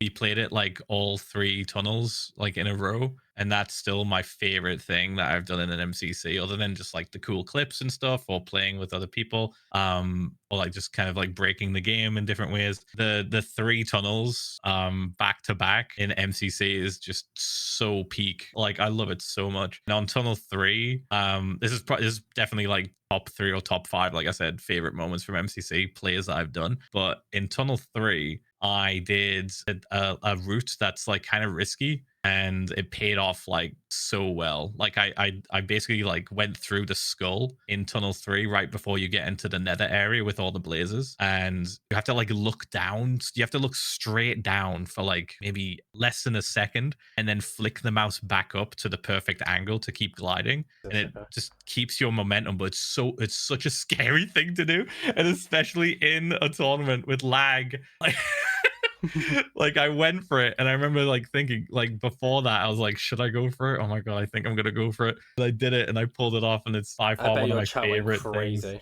Yeah, I nicknamed it Fast Skull. I don't actually know if that's its official name, but me and Callum were on the same team, and like he knew what I meant when I said Fast Skull. I was like, oh okay, that's probably its official name now. Like you just have to skim through the mouth of the skull like so quick. Great. I don't know if you indirectly answered my upcoming question here, but with the whole like microanalyzing and all that kind of jazz, does that mean we may never see you in a mid-offs? I don't know, man. Tubbo pitched something to me at TwitchCon, and I was like, maybe, but like, dude, the thing about speedrunning is like it kind of scares me that I'm going to get too comfortable with dying, and then I'm gonna play hardcore and then just not think about something fully, you know, like Makes I'm sense. just not gonna take death as seriously. And I think I told Tubbo and Darapshu this, but I said if I ever do get into Minecraft speedrunning like MCSR, then I will probably only play deathless. Like if I die, then I just quit. Like I forfeit. Like I will take it so seriously. I'll play like it's hardcore because I don't want to lose that hardcore mentality that I already have. I mean, there is such thing as hardcore speedrunning. I know 7 Round There is is, currently doing yeah. a 100 hardcore speedrun. Yeah, yeah. I know, I'm aware that that's like a category that people do, and like I actually did speedrun a little bit. Like I called it speed walking back in the day. It might have been in like 2016. Okay. And I did like a couple of streams of me just like speed walking the game in hardcore, and then we died to like something really stupid, like a creeper falling on my head, or like just like really silly shit. But yeah, no man, it is just like a worry for me that I will become too comfortable with death and just not like realize it, and then I'm playing in my hardcore world one day and then something happens and I just react differently, you know, like in a split moment. No, I might be taking what you said here and just flipping it into a silly point, but I'm gonna ask regardless. Let's say you make it to the final of mid-offs, right? And you're like 3-0, like, it's like 3-3, right? Winner takes all. You die in 10 minutes. You just forfeit. Just give up. Yeah. Really? Yeah. I was saying it as a joke. Oh, so you just give away the win like that if you somehow not died in any run? If I do MCSR, I'm sticking to that rule, even if it means forfeiting on a stage. I fuck with it, honestly. I like that. Like, I want to be careful. Like, my whole thing in Minecraft is being careful and being safe and like not putting myself in a situation that's dangerous. Like, and I totally get, like, that's what I mean about like MCSR. Like, there's like such it's such a normal thing to hunger reset. You know, it's such a normal thing to die. Like, you it's might, fine. yeah, the hunger reset might throw you off in a hardcore world. I get that. It would absolutely. Like, I'd be fine with taking too much damage. You know, that's the big worry. Like, I'd be fine. Like, I'd be too comfortable losing hearts. Like, it's very rare that I ever go below like 2 or 3 hearts in my hardcore world ever. I'm always eating food and I'm always backing up from dangerous situations. So in order for that to happen, like I don't want it to be a new mentality that I develop that like, oh, it's fine. I don't need to have full hearts, and then all of a sudden I get put in a situation where I take too much damage from various different enemies, or like take full damage. And if I had those extra hearts, I would have survived, but I didn't, and then I die and lose my world. Yeah, it's one of those like precautionary things that I just can't shake. I honestly, I completely understand. I think it was Infume. I remember there was like a few months back now. He was attempting the 100 hardcore thing, and it's such a good clip. He's in the Nether. He's on like 2 hearts. He literally doesn't say anything. Whips out a respawn anchor, puts it on, does that, places it, like digs a 2x2 hole, ender pearls, and he's like, "Wait, why am I eliminated?" He was so confused because he's just death reset during a hardcore run. So I honestly I completely get it. It's so funny. I was gonna build on something from that, from a point that you made. Oh, it was such a good one as well, and I've just completely lost it. Oh, that's it. It was like, so we could see in mid-offs, if you ever played, where like 25 minutes into a run, the other person has just died in the end, and you're entering a bastion with full diamond armor. Probably. Like, that is, I don't know. Like, that is I would definitely be playing it safe. I don't know if I would have full diamond, obviously, because like I'd have to go mining for a while, right? But I would just play a lot safer. I'd play like really, really safe. And the big thing I would do is probably I would make sure I had food. The most common reason why I see a lot of speedrunners like hunger reset is just because, or like quickly just dies because they don't have food, they don't get enough food, and they lose too many hearts, and then the hearts don't regen, and then they get in another situation, and then they're just dead. So I think the biggest thing would be I would probably play like Curryway, because he is like, he can't reset, so he's always just making sure he has everything he needs, and he'll always make sure he has enough food before he goes into the Nether. A lot of the time, anyway. So just playing it safe is just like how my brain's wired. 10,000. Just do that. It's funny that you bring up in Corey because it just reminded me of something that happened. I want to ask you if you did anything for it. I think I can talk about this. I'm pretty sure I can, just not what I did. So a few months back, Minecraft opened the idea of putting stuff into a Minecraft capsule. And I was fortunate enough to be one of the people who guaranteed got to put something into the Minecraft capsule to be open in 10 years. Did you do anything for that? No. You don't have to say what, I'm just curious. Oh, you didn't? No, I had no idea that was happening. Oh, okay. Fair enough. I'm really bad when it comes to being like locked in or like aware of things that are happening in the community. I'm like so out of the loop a lot of the times. And I had no idea that was a thing. I'll be so real. This is my first time hearing it. I put in a letter. I can't remember where I found it. Like, I wrote a big letter of like basically everything that's been happening in the community, and I spelled MCSR wrong. I look back on it now and it's fine. It's fine. It's probably fine, right? It's probably okay. MSCR I spelled it as, and it's like that's gonna come out in 10 years time. And InsideMC is like very heavily gone into MCSR content, so it's just not very good. It's a problem. I've come to realize, but it's okay. It's fine. Easy mistake to make. It's fine. Yeah. I mistyped because I was like typing so fast to make sure it was featured. You know what I mean? Yeah. Do you have any big content plans? We're gonna talk about the other SMP that you're in currently. Eventually, we'll get around to it. But before that, do you have any like big content or like big plans coming up? Well, I really just kind of like focus on my hardcore world, so there's nothing crazy in the works other than builds that I want to build. I keep all of those in a notepad. I have like an idea pad that I just kind of like jot stuff in, and then if that idea has legs, then I will like flesh it out and add even more stuff to it and give it like a name and all that stuff. Yeah, other than that, no, I just kind of just like doing my own thing, playing my hardcore world, staying in my own lane, essentially just hanging out with my chat. Like nothing too crazy. It's just how I do things and how I stream. As we all know, you were a massive fan of the Minecraft movie. big fan. Anything Minecraft movie related potentially, you know? Nothing, literally nothing. I I was actually given the opportunity to go with everyone, and like, because I mean, you've seen the footage now, like it's no secret anymore, but a lot of creators got to go and see them film some stuff, and then do some like special little promos and things. But I got given that opportunity, and I was like, you know what, I don't think I want to. Because I didn't really have much faith. But after going to TwitchCon, I was invited to the Minecraft Creator Summit, and I did get to speak to some of the team that are like working on the movie. And they were asking for like things that, you know, we would do differently, or that we would add, or things that we would like to see. And I pitched them something, and they liked it. Ooh. And I was like, okay, I was like genuinely expecting them to just brush me off, but I have a little bit more faith in this second movie now, purely from that reaction, because I told them something that really bugged me, because like what happened was, it was so funny. We're like sat in a circle, and Anthony like introduces this person, and he's like, no, don't worry, this is a safe space. If you have any gripes with the original movie, like, and I just like slowly put my hand up. I was the first person to open his big mouth. Like Anthony just like looks at me like smiling.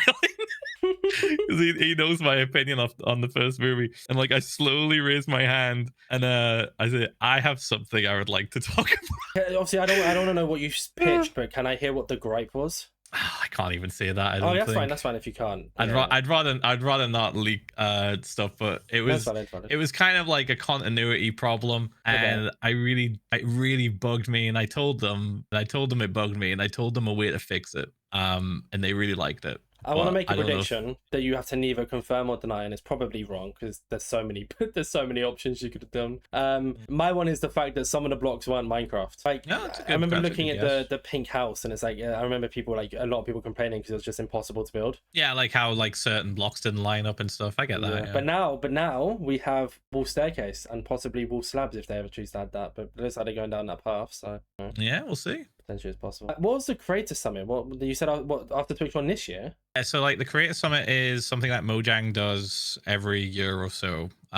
It depends because like over COVID they couldn't do it in person. They had to do it online over Discord calls, which was really funny. But basically what it is, it's just a way for Mojang to connect with members of the community and talk about future features, and it gives them a good chance to get our feedback on future, like the future of Minecraft essentially. And they show us like sneak peeks of stuff. We get to play test some things, and we give our feedback, and it's just a really cool time. And that's only the second one I've been to. The first one I was in was like in 2022, and that was during COVID lockdown and everything. So like they couldn't do it in person. We had to do it over Discord. But this one was it was held at TwitchCon, but obviously it wasn't like in the TwitchCon building. It was like somewhere else. And yeah, that was amazing. Getting to like talk to them in person and like speak to the team, and I got to talk to the people that made Minecraft Dungeons and how they were working on Dungeons 2. I play tested Dungeons 2, and I broke it.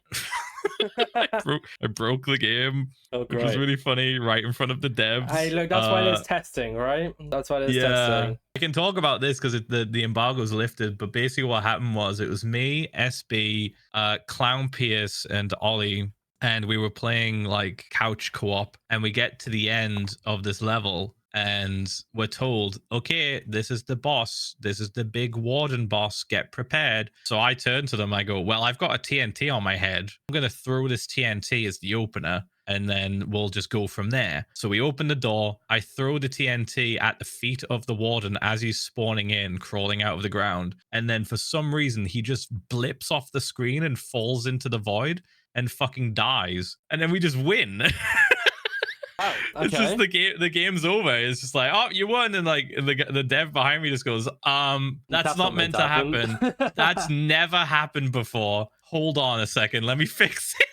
He had to like reset our progress and put us back to the start and like teleport us to the end of the level and like complete a bunch of the tasks. Basically, I didn't have the TNT on my head, so I couldn't try it again because like we got fully reset. But yeah, no, that was really fun. That was really funny playing that. I'm guessing they've probably patched that.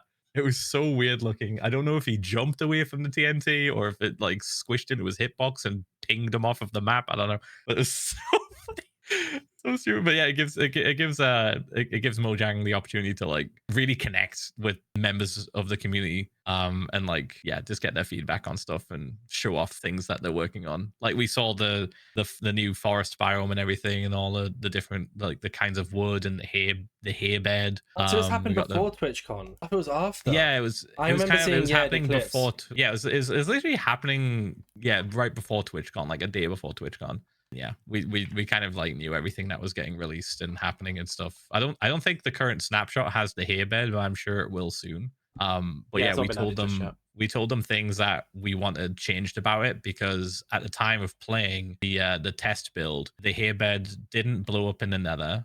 It just broke when you right clicked it, and then also when you like slept in it, it would break when you woke up. And a few of the ideas that we gave were like, what if when you sleep in the hay bed, instead of it just breaking when you wake up, like when you sleep through the night, what if it leaves behind like just bits of hay on the floor, so it looks like someone has been there, you know, like it still shows like a sign that a player or a wandering trader has like slept there. That's cool. I like that. Kind of like a world building thing. And if it does explode in the nether, make it just explode a little bit.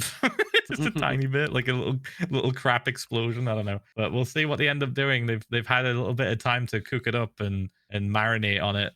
I'm sure when it gets added into the snapshots, plenty of the community are going to want to change things or give their feedback as well. Like Mojang have been really, really good at listening to the community and adding things that we've requested. Like the whole thing with the sulfur cube and adding, like making it so it can eat TNT. Like like an explode. That was a community suggestion, and they talked about this at the Creator Summit, and they were like, yeah, we just saw that and we went, you know what, let's do it. And they did it, and the community loved it. And I'm like, yeah, man, you gave us fireworks, man.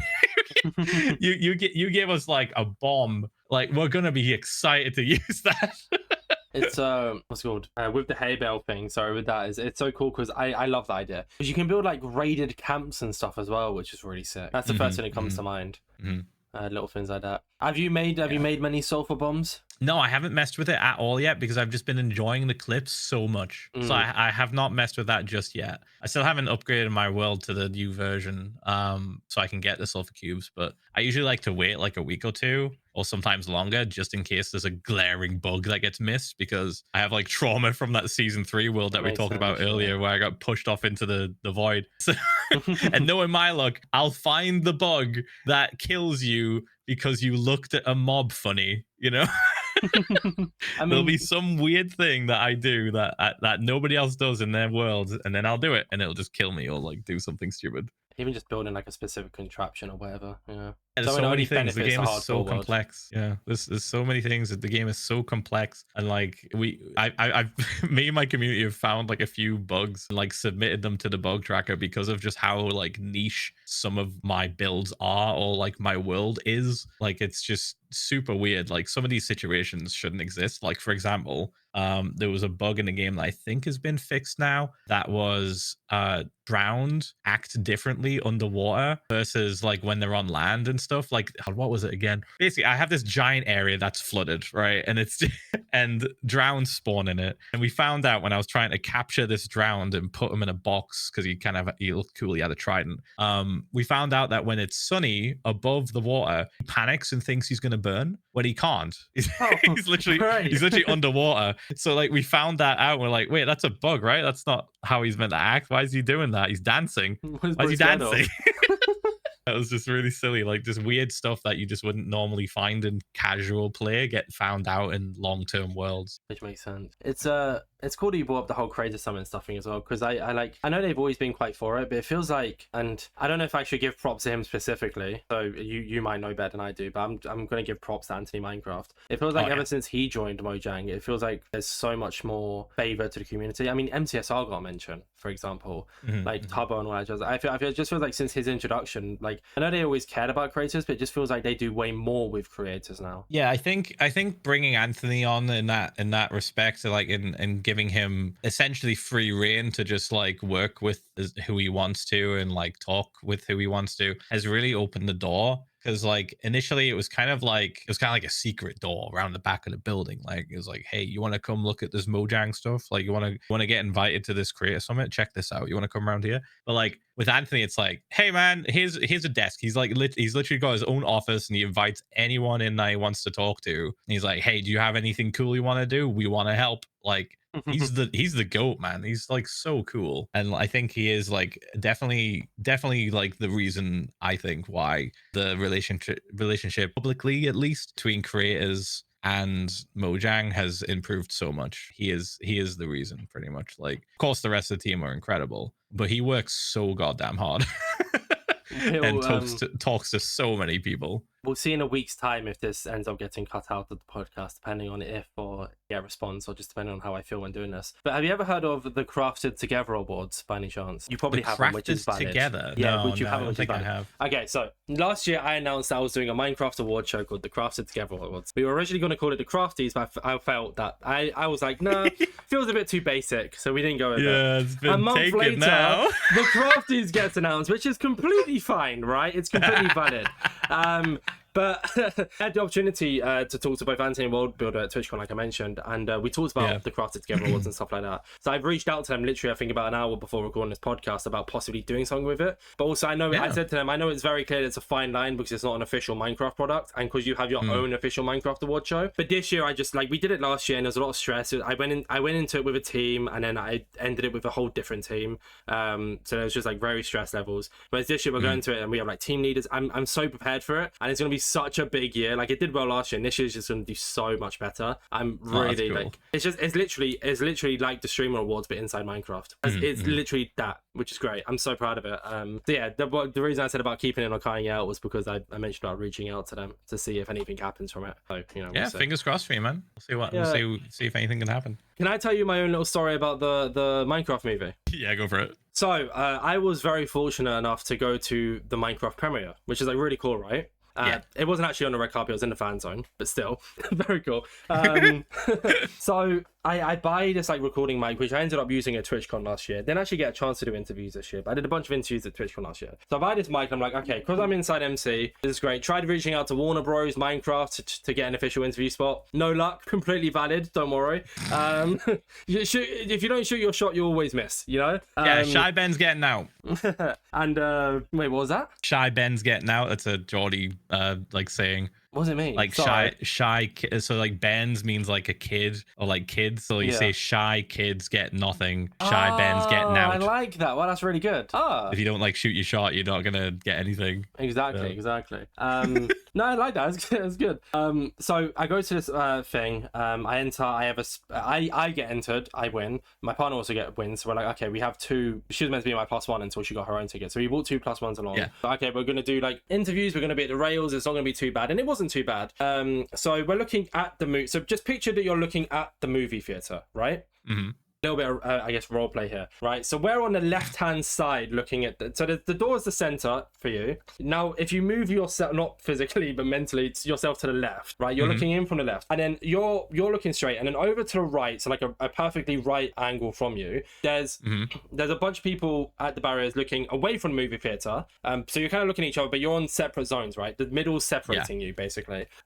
So from the left-hand side was all of the movie stars, which is great. I got a picture of Jason Momoa. He was Jason Momoa. Got a picture of Jeb. Got a signed T-shirt from Jeb, which is like really great.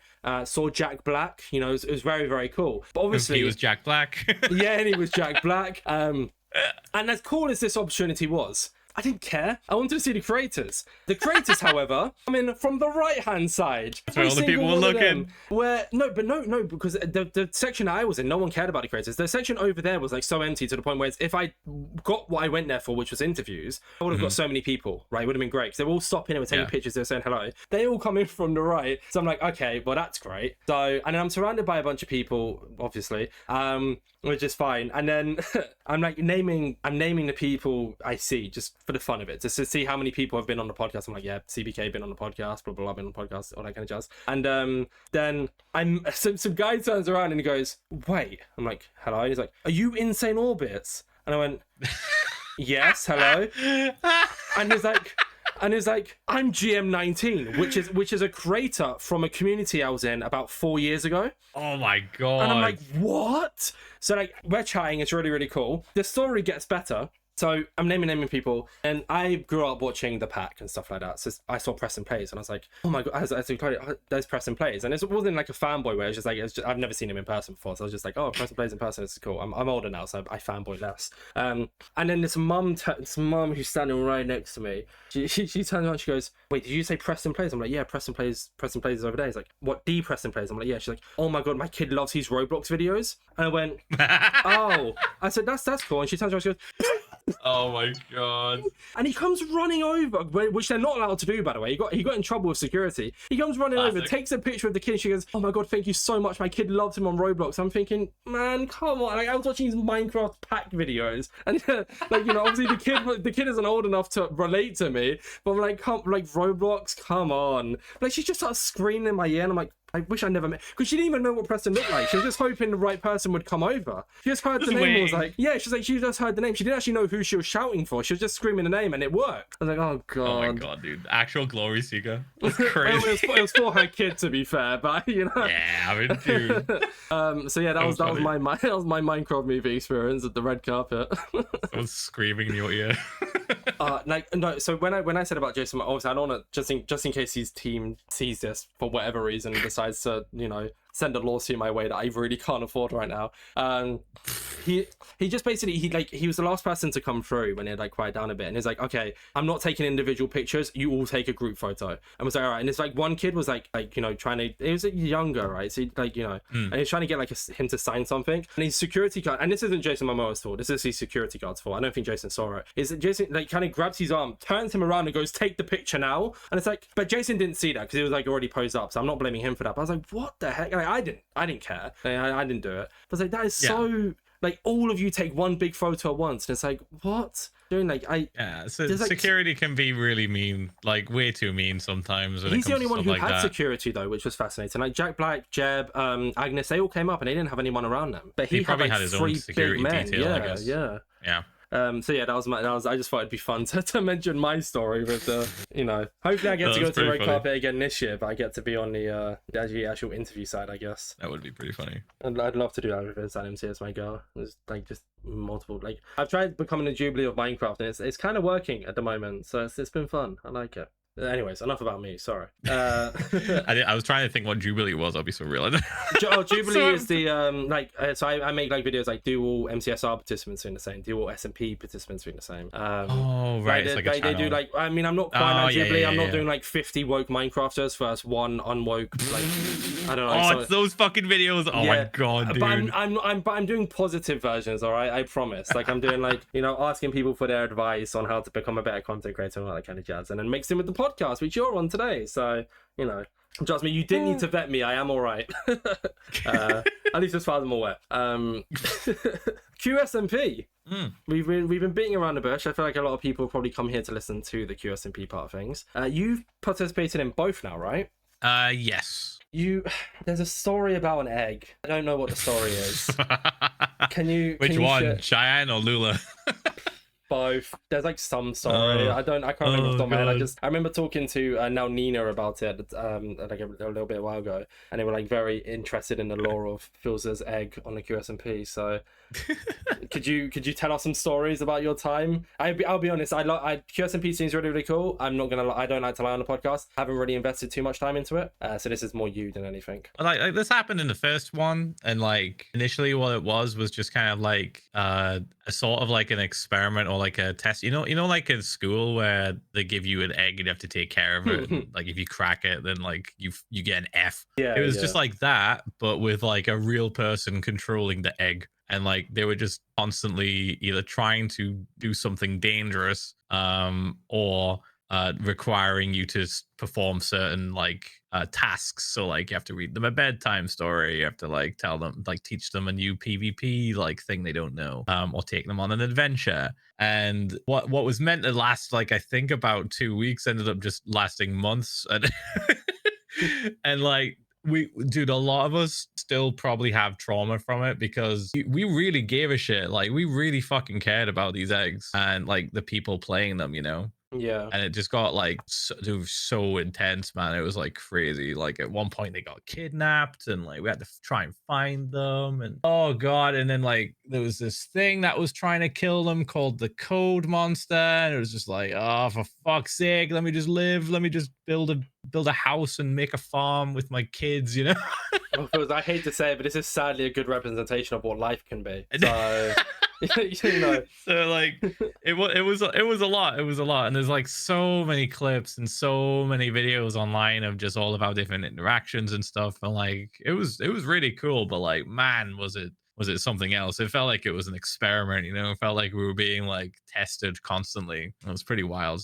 I know. So one thing I did keep up with in the QSMP, and I know for obvious reasons you weren't a part of it, as far as I'm aware, was it called the Purge, QSMP Purge, or something on those lines? Purgatory, that's the word. Did you? I know you weren't involved in it directly, but did you have anything to do with it? I mean, I was a player, and I ended up winning. Wait, were you? I thought you was in the QSMP before Purgatory. I mean, I was in QSMP and Purgatory. Like Purgatory 1 was part of QSMP and part of like its lore kind of as well. Like the eggs were kidnapped and we didn't know where they were, and we got told, hey, we're going to put you on this island and pit you against each other, and the winner gets to save their eggs. And so everyone was just like, well, fuck, like now we have to lock in, we have to kill each other. All these like bonds and friendships we made, and like interacting with each other and communicating and sharing cultures. Like there's a really funny clip of Charlie Slimesicle crashing the fuck out in purgatory because he's trying to talk to somebody and they're just not talking to him. He's like, wait, let me talk, let us speak, and he just gets killed. And then he just goes on this tirade, this rant. He's like, we're not exchanging cultures, nobody's talking, this is hell. Like he fucking hated it. And like in our team, like he was on my team, and I was designated the leader. Our team was just so cursed. Like the whole time we felt like we were just constantly like getting dunked on by everyone else. And like we kind of just embraced it. We embraced that we were just not a powerful or strong team and just kind of ran with it. And then we somehow managed to, through the sheer power of friendship and determination, managed to win. Like we got into we basically got into the final 2 teams, and then it was decided that me and Tubbo were going to PvP to decide who wins. And we both agreed, like, because the people on the other sides of the teams were like, oh, Tubbo, you should carry this sword, you should carry this armor, you should wear this, you should do that, let me give you stuff. And then people on my team were like, hey, you should take this, you should do that. And me and Tubbo just like looked at each other when we went into the preparation room and we're just like, do you want to just like classic PvP this out? Like we just use an axe and a sword and a shield and basic armor. And he was like, yeah, man, let's just do it like even. Let's have an even battle. Yeah, we agreed on like some terms and stuff, and I ended up winning, and it was pretty stressful. But yeah, there's so many clips, there's so much footage from QSMP and especially Purgatory that are like legendary. Like so funny. Like being put through a lot of stress did end up in some incredibly like iconic clips. You know, the content was great, but our mental was trash. I would like to apologize firstly to you, but also to Roman here. They did actually send me a big paragraph of QSMP lore that involves the fact that he was in purgatory. I just chose not to read it. So I've done them I've done you both in injustice. I'm so sorry. It's all good. I went on a rant about no, purgatory it's good. and No, everything. it's good. So You're good. the winning red team they mentioned. I'm reading here. That's the defeat against Tubbo. Yeah. Oh, sorry, the win against Tubbo. Sorry, I should say. I thought purgatory was like how you got into the QSMP. So I remember watching like CPK grinding for hours, and he wasn't in. Well, QSMP. that was why like I got confused. Purgatory 2, I think. That was like that was a community purgatory where they basically just like brought in people that wanted to be in it, like it was an event, a bit like Squidcraft, a bit like, what's that new one, Extremo Minecraft, what's it called again? I think there's like a new one that's currently ongoing. But like it was basically just Facadies and the QSMP team's idea to just bring that magic that was Purgatory to the greater populace, and invited a bunch of creators to it. Like the teams were larger, there was more teams.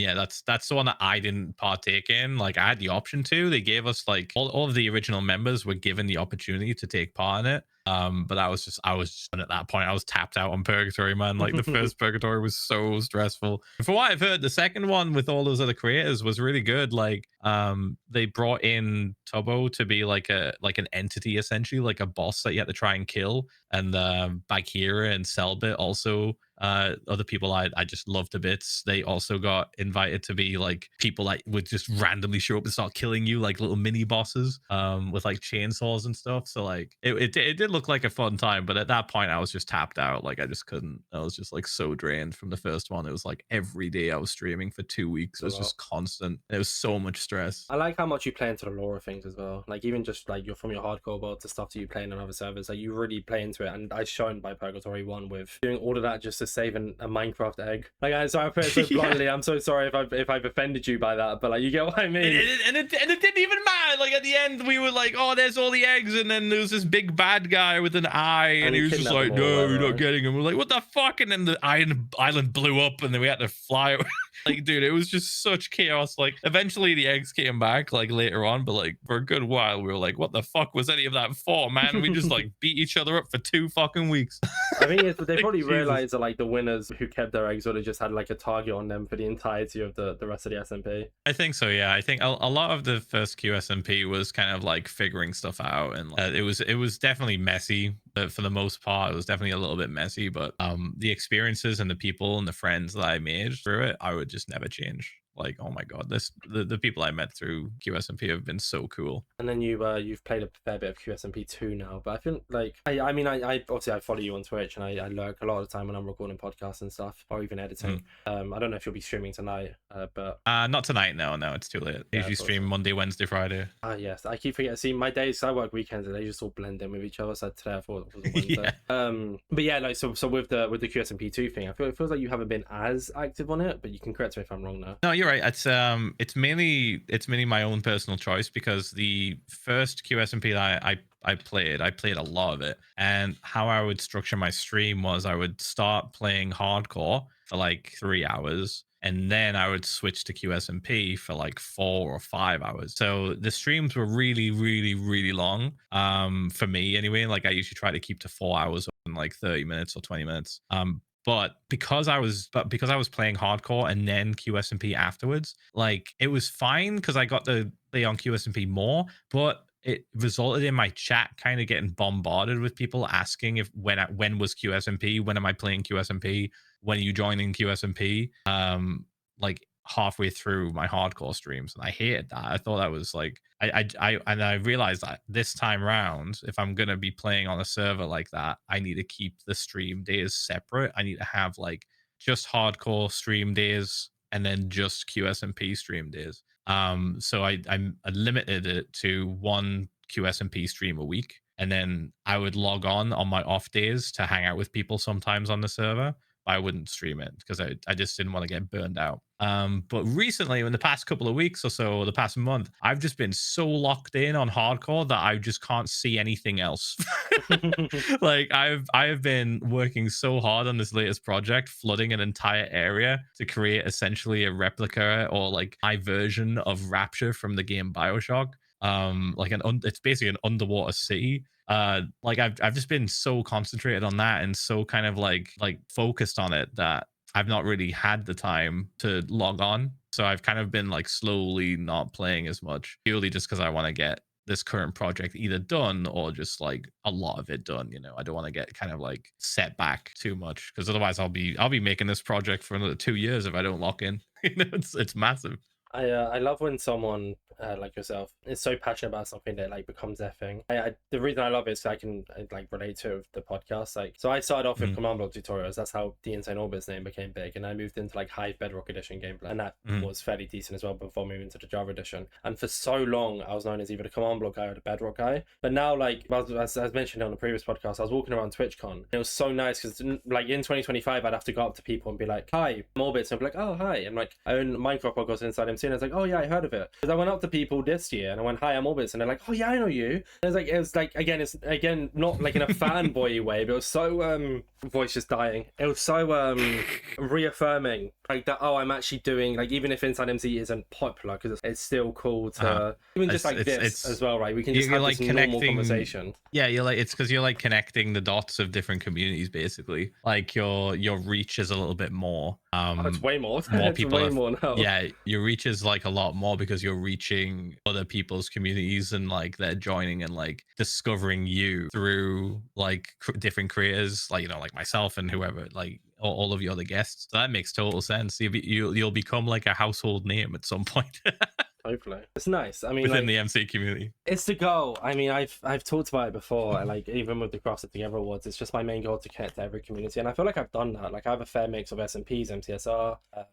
The only niche I'm not really tapped into at the moment, and it's because I think it's just because a past is the Bedrock community. I haven't really bought anyone on from the Bedrock community, but that's because I was so engulfed in it, and because I moved on. It's like I want to be somewhere different, if that makes sense. Yeah, your focus has shifted elsewhere. I totally get it. That's good. It's good that you have like more of an eye on what you want to do, whereas just kind of like drifting, you've kind of like locked in on something that you want to do now, and not just like, yeah, I get it. It's cool. And I'm very I mean, I've said this to like everyone who's come on, like either on podcast or off podcast. I'm very grateful for like you and others for like playing into it as well. You didn't have to come on, like, you know, you didn't have to. Like, we've been recording now for like, geez, I've had 2 hours of your time. I'm so sorry. Yeah, it's about 2 hours and 4 minutes just now. Yeah, it's been good. I mean, there's still a bit more. I don't know if you're on a time constraint here, but we do still have a little bit more, especially Twitter questions to talk about. No, we can chill. I was just gonna play Rocket League or something there. It's all good.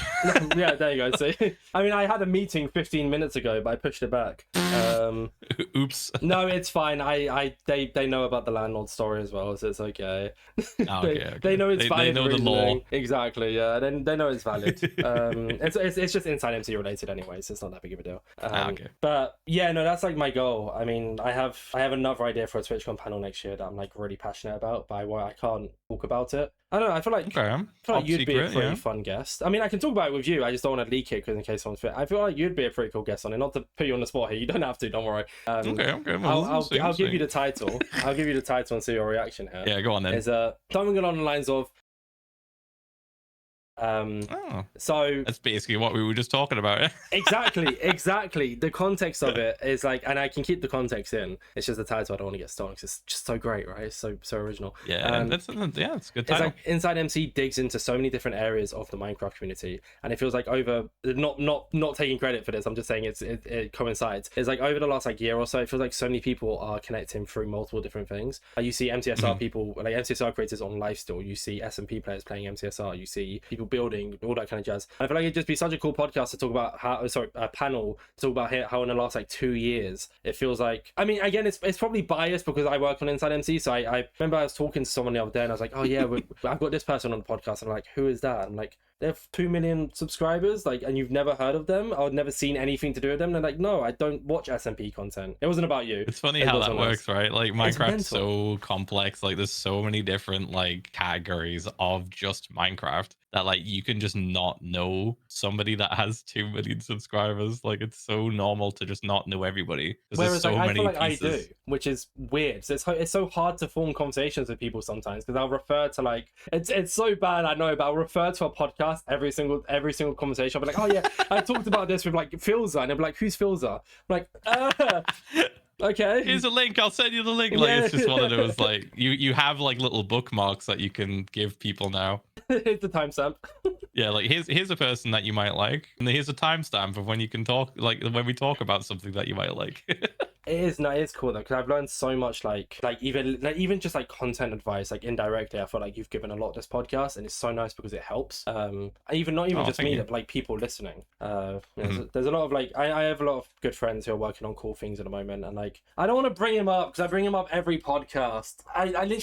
He literally gets name dropped every single time I talk to someone. I'm gonna do it again, aren't I? There's a fellow called he's a good friend of mine now. His name's Ph1LzA, and he's started a new series called like it's not started, it's been going on, but it's like Racing to Beat Minecraft, which is like similar to InsideMC, but instead you beat the game together while yapping. That's funny, and it's live, and it's so good. Like I vouch for him in every scenario that I can. Basically, I guess that's why I'm bringing him up right now. And what's it called? With him, like he listens to the podcast, and we've just become such good friends to the point where it's like become a bit now to bring him up. And I can't remember where I was going with this story. I don't know why I brought him up. Should be a bingo card now. It should like somebody have to have a bingo card, and that should be one of the squares. Bro, it should be the center square. He messaged me the other day like a few things. I always ask where the name came from. I always bring him up. Always somehow link MCSR into or something. And then over the course of TwitchCon, there was this like running gag, and it's so bad. I made the joke on the panel, but only 2 people in the crowd knew about it. So it's like I made this joke, I laughed, and no one understood it. We went out drinking, a few of us, one of the nights, and there's this running gag that like and I'm doing it right now. Every single time I have a guest on a podcast, I will respond, I can relate. I always find out, you could tell me that like you love wearing purple hats, and I would turn around and be like, oh yeah, I can relate to that because I love wearing Scooby-Doo hats, right? And like it was just this running gag while we were out drinking constantly. So on the panel, I think like Wolfie or someone said something, I turned around, I was like, I can relate, and then I chuckled to myself, but no one knows the joke, and it was so awkward. Like, I didn't mean to do it, and I look over to the left, I see the 2 people who understand it laughing. The entire crowd's just like, huh? I'm like, oh god. You should just point to him and be like, yeah, you get it. I'm like chuckling away at myself to a joke that no one understands. Make it even more odd for the other people that don't get it. Like, really put them on the spot and be like, yeah. Yeah, but back to what we were saying, if you was ever interested in coming on that panel, I'd love to have you. It'd be fun. I think. Potentially. I'm usually pretty busy during TwitchCons, but if I have a slot, I'd probably have a look. Yeah. I'll pitch it to you. I'll reach back out when the application's open because I'll do everything in my power to go to Berlin. Like TwitchCon is too big to miss in my opinion. Yeah, TwitchCon EU is really fun. It's like pretty cool. America's too expensive unless someone flies me out. It's so far as well, yeah. And I have IBS, so I wouldn't even be able to eat on the plane. Oh man, that would suck. 10 hours of just like being miserable. Drinking water. Or drinking alcohol. Oh, that definitely help. That too. Yeah. Just keep asking for more shots. Person sitting there, no. I get like a bit more goofy when I'm either like tired or drunk, and you've heard me on the podcast. Imagine I was drunk on a plane. Oh god. In an enclosed That's a podcast idea. That's a podcast idea right there. Drunk on a plane with orbits.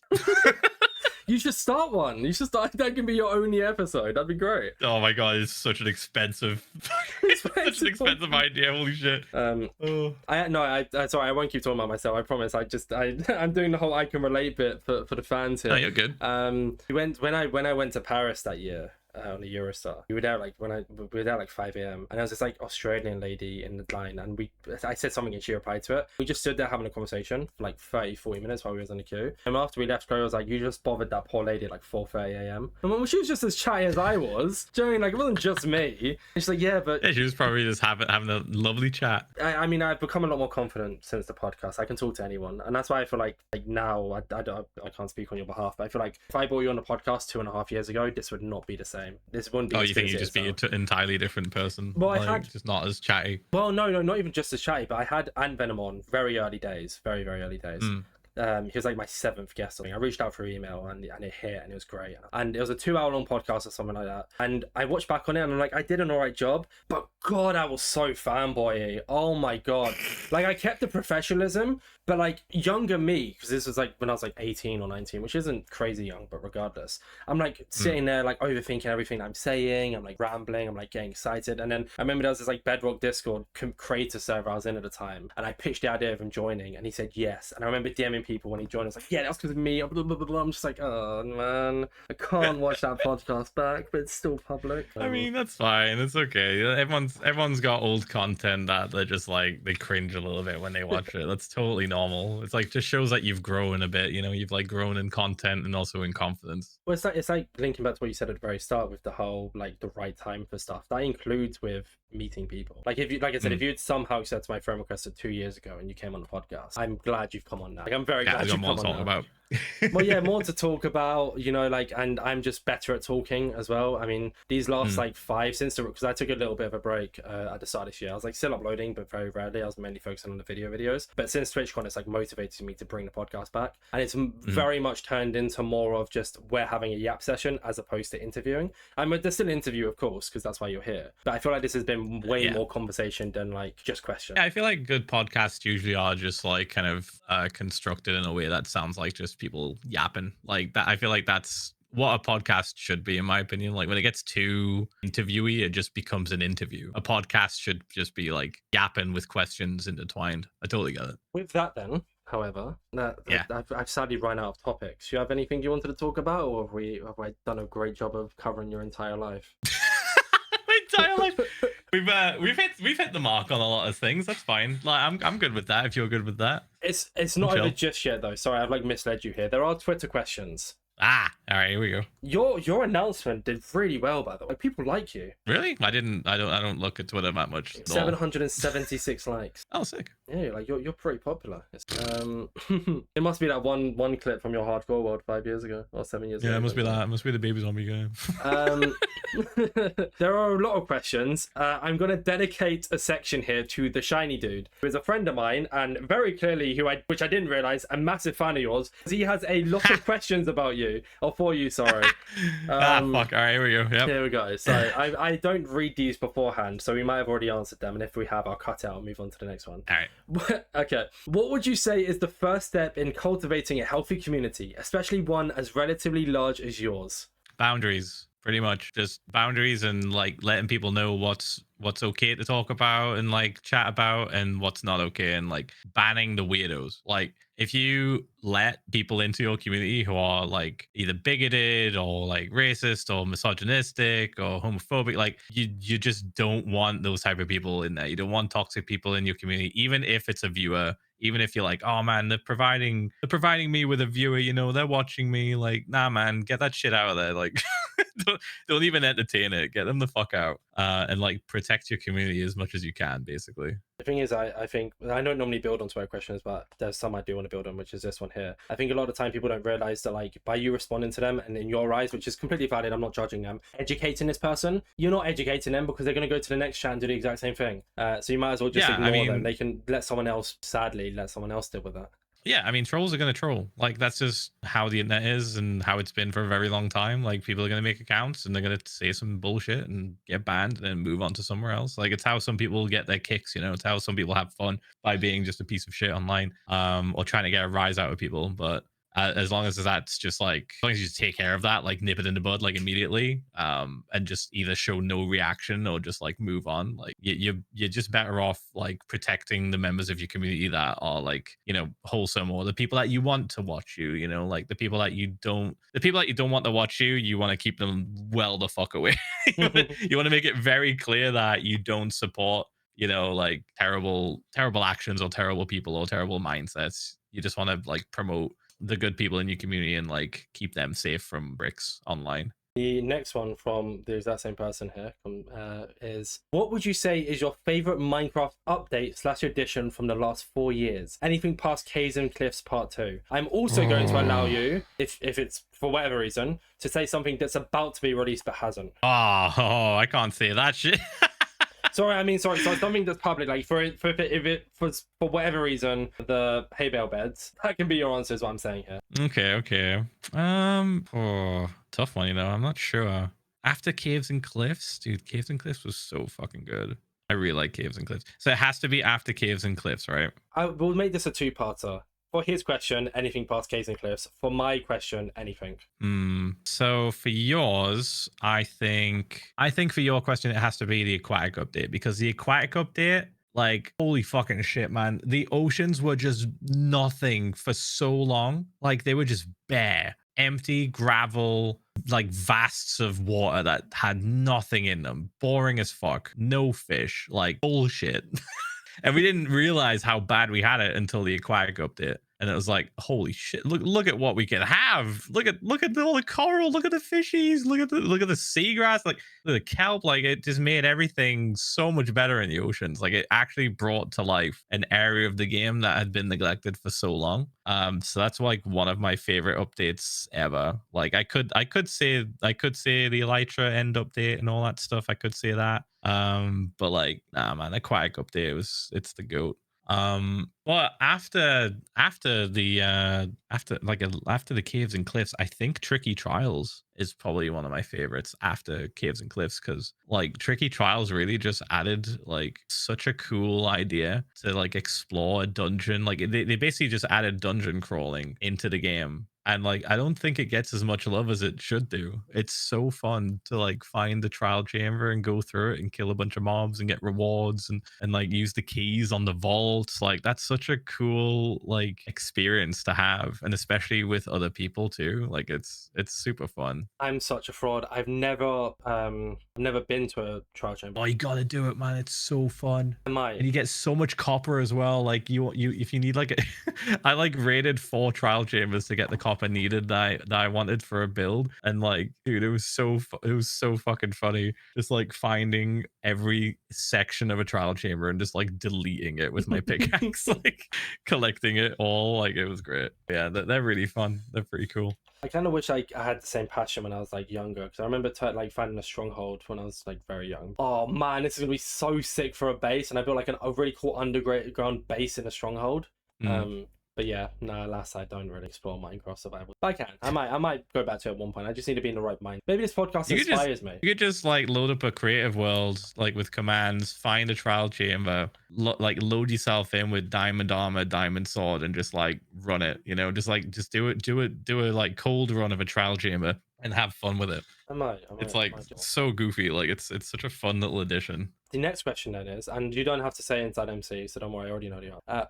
What kind of YouTubers/streamers do you watch? And if you don't watch many YouTubers/streamers, any TV shows you like watching? Let's think. I watch a lot of Daily Dose. I actually met him at VidCon once. He was super nice. I watch Beard Meets Food. Have you heard of him? He's like a guy that does like food challenges. He's got a big beard and he goes around doing food challenges. I watch a lot of him. A friend of mine switched me onto his content. But he's like from up north. Like I think he's from York. I forget now. He's like from up north. So, but he goes around the world like doing food challenges, like where you have to eat like a shit ton of food. Okay. And he's really good at it. And like he's kind of funny, and like I like the way he edits and like films everything. It's really cool. I appreciate the way he makes content. Other than that, I'll sometimes watch, like when it comes to streamers and stuff, I'll watch like random Minecraft streamers, or just like the classic streamers like Summit1G. I'm usually like lurking in his chat if he's playing like DayZ or something. I like when he plays like single player games, or rather multiplayer games that have a heavy focus on being by yourself a lot of the time. I think that's really fun.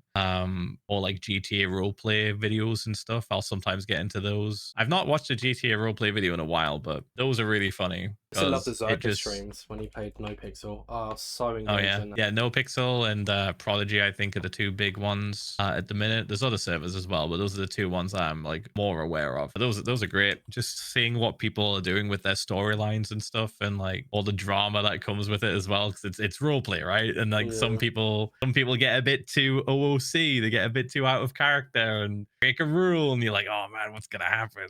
Like, oh shit, he just NVL'd right there. That was so blatant. Why is he in the middle of the road throwing spike strips at a car that's doing 120? You know, like he's gonna fucking die. That's no value life right there. Like, I don't know. It's kind of nerdy. I kind of like getting into stuff like that, especially when there's like little controversies about like rule breaking and things. I think it's fun to see how people react and what gets done. But yeah, roleplay in general is just really fun to watch. But I've been slowly falling out of Minecraft roleplay a little bit more. Like, I don't know why. I just kind of don't find it as engaging. But yeah, that's pretty much it. Like, pretty basic. I can't believe there's never been an attempt to. I know there's been SMPs and stuff, but there's never been an attempt at a Minecraft NoPixel. That could be pretty fun. I think like it would just be too complicated, and there'd be so many people like fucking up something. You know, like it's just people already do roleplay on like their own servers, and I think that niche has already been filled. But when it comes to like NoPixel or Prodigy, like because it's GTA, there's way more stuff you can do and like way more levels to it, you know? Whereas if it's just Minecraft, like everyone already knows like what the limits are when it comes to Minecraft and Minecraft roleplay. And then you've got people like Pow that are doing like really cool things with roleplay servers and stuff, you know, like they're really kind of pushing what can be done and what like creative ways you can express yourself. Like that's really fun. But yeah, I don't get super into it anymore now. I just kind of like dip my toe into it and just see what's happening and then kind of like dip out. The next one is, has there been any Minecraft bug/feature removals that made you a little bummed?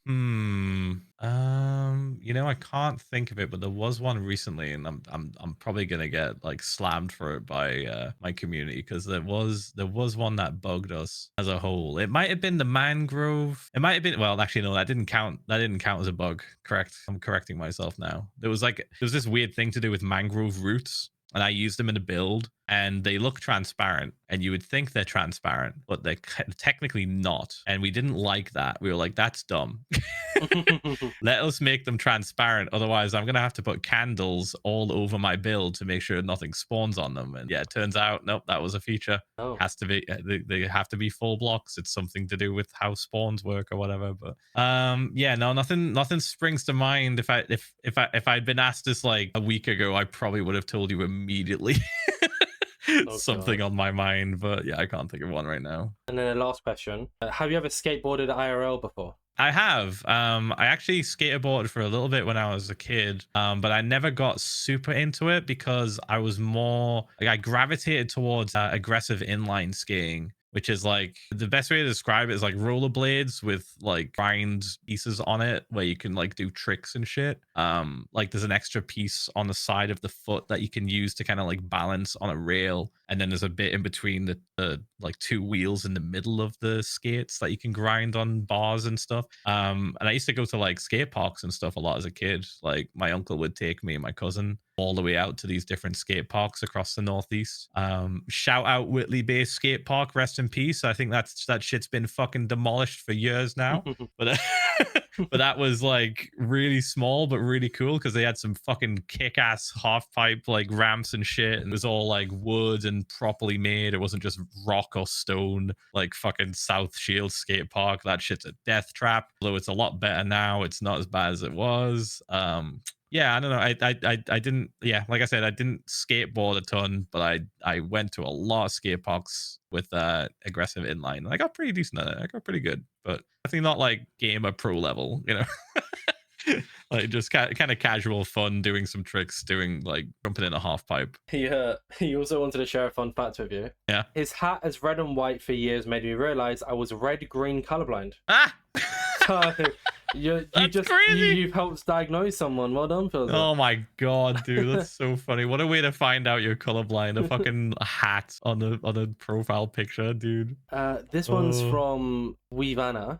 What has been what are some of your favorite bits of art that the community has headcanoned and drawn you with, like the emerald pendant, for example, sorry. Probably. So the big thing that I really liked, this was from like years ago.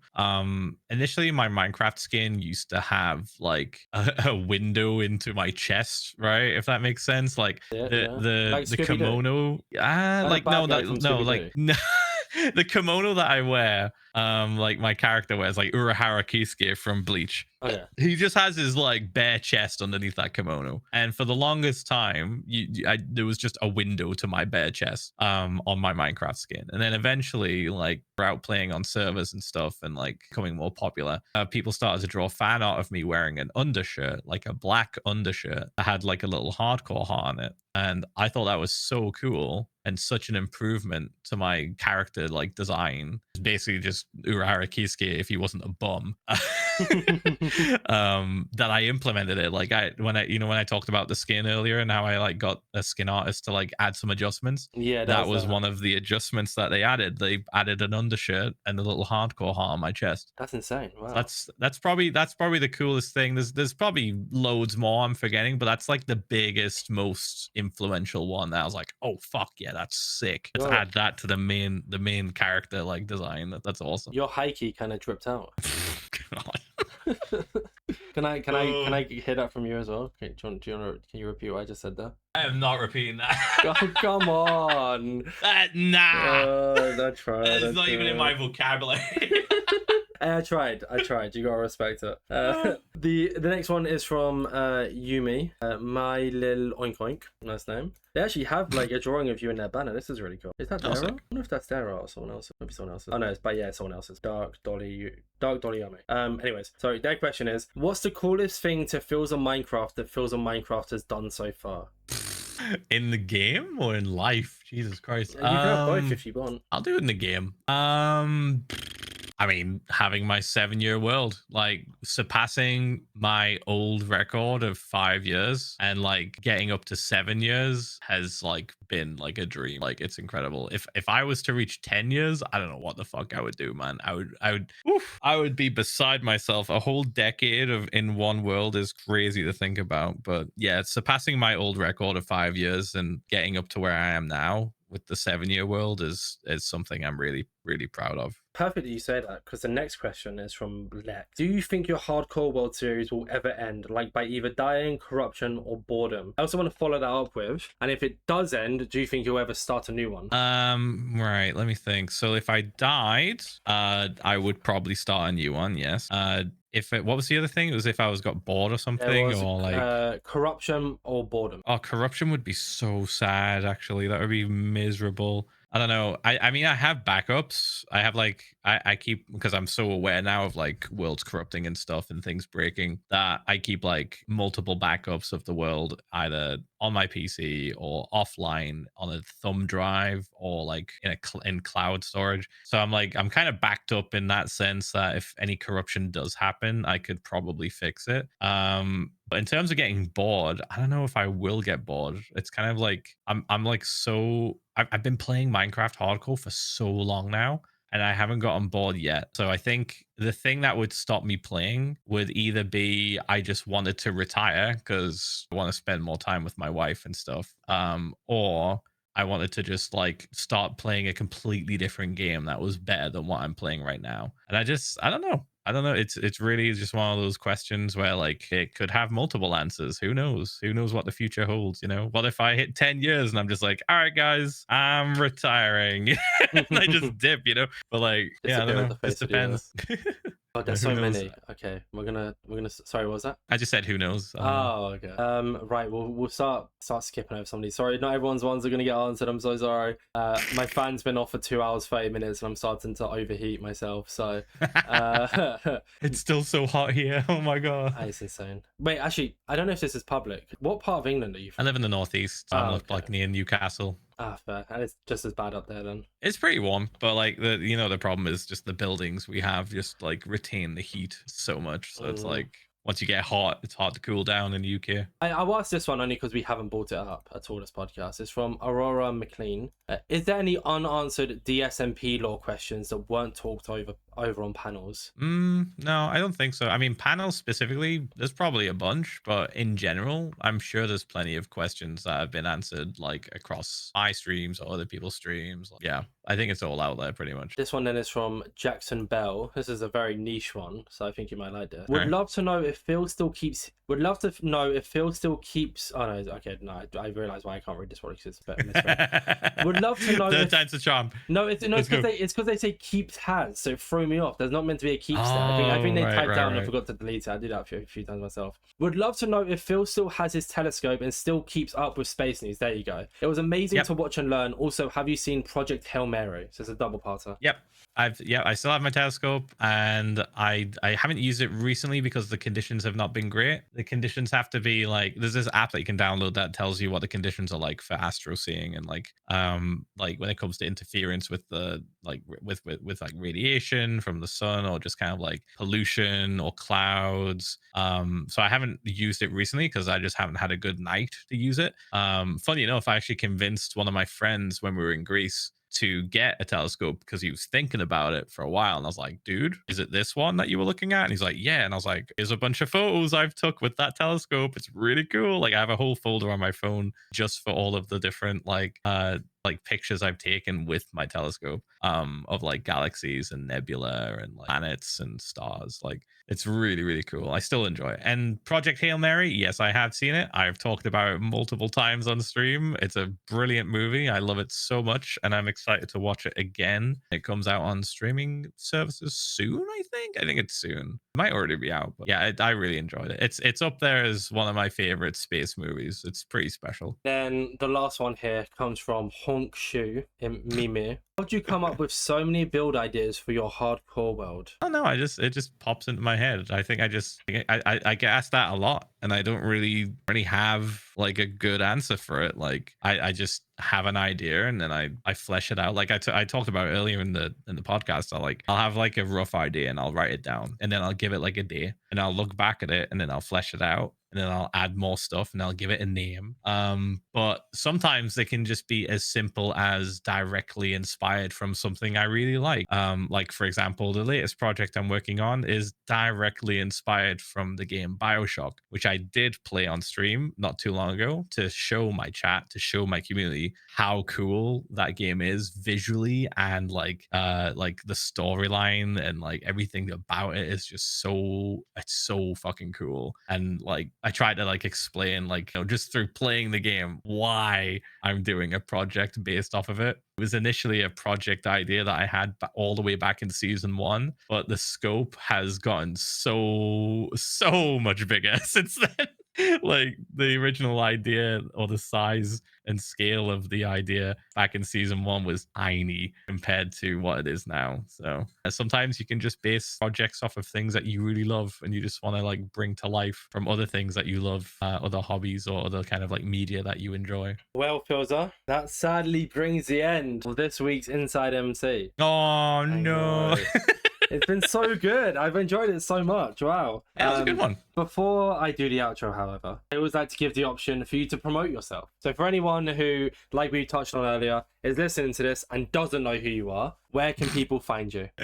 Just search Philza on like Google. You'll just find me. I mainly stream on Twitch. That's Aura. Wait. Yeah, twitch.tv/Philza. That's where I'm at. And then you can check my YouTube if you want as well. But I'm on Twitch 3 times a week. That's where I'm always at. And everything else is linked there, so you can find it all there. And we'll see what happens after I've cut it up and cut all the silent parts and stuff. There's nothing that we actually need to cut out, which is fun. That's good. But this recording is just under 2 hours 40 minutes. So this may be the longest podcast uploaded to the channel. Oh man, we've been yapping. We have. Jesus. Hey, look, we've both been entertained this entire time, and I'd like to assume the listeners have been entertained as well. I want to expose. Sorry, we talked about it earlier. I want to expose Ph1LzA for something really funny here. Oh god, here we go. All right. I messaged him saying RTBM mention, just like for the law. Do you want to know what he responded? Because he was talking about the bingo card. Yeah, it's going to be something along the lines of, he's going to love me mentioning this. One of my friends, Ph1LzA, has this series he does called Racing to Beat Minecraft, etc., etc. That's exactly what I said. That's literally what you said. That's literally what you fucking said.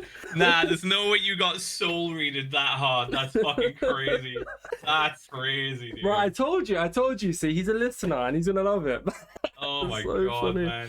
Well, regardless, thank you all for listening. I appreciate you all. Thank you so much, Philza. You've been an incredible guest. Genuinely, like, I have a lot of favorite podcasts, and I've never said this on a podcast before, and people can fact check me. It's true. This may for well be my favorite podcast I've recorded. This has been so fun. Oh, thank you, man. Thank you. This has been fun. Been cool. That being said, you all for listening. Stay safe. Don't eat too much bread. Pieces.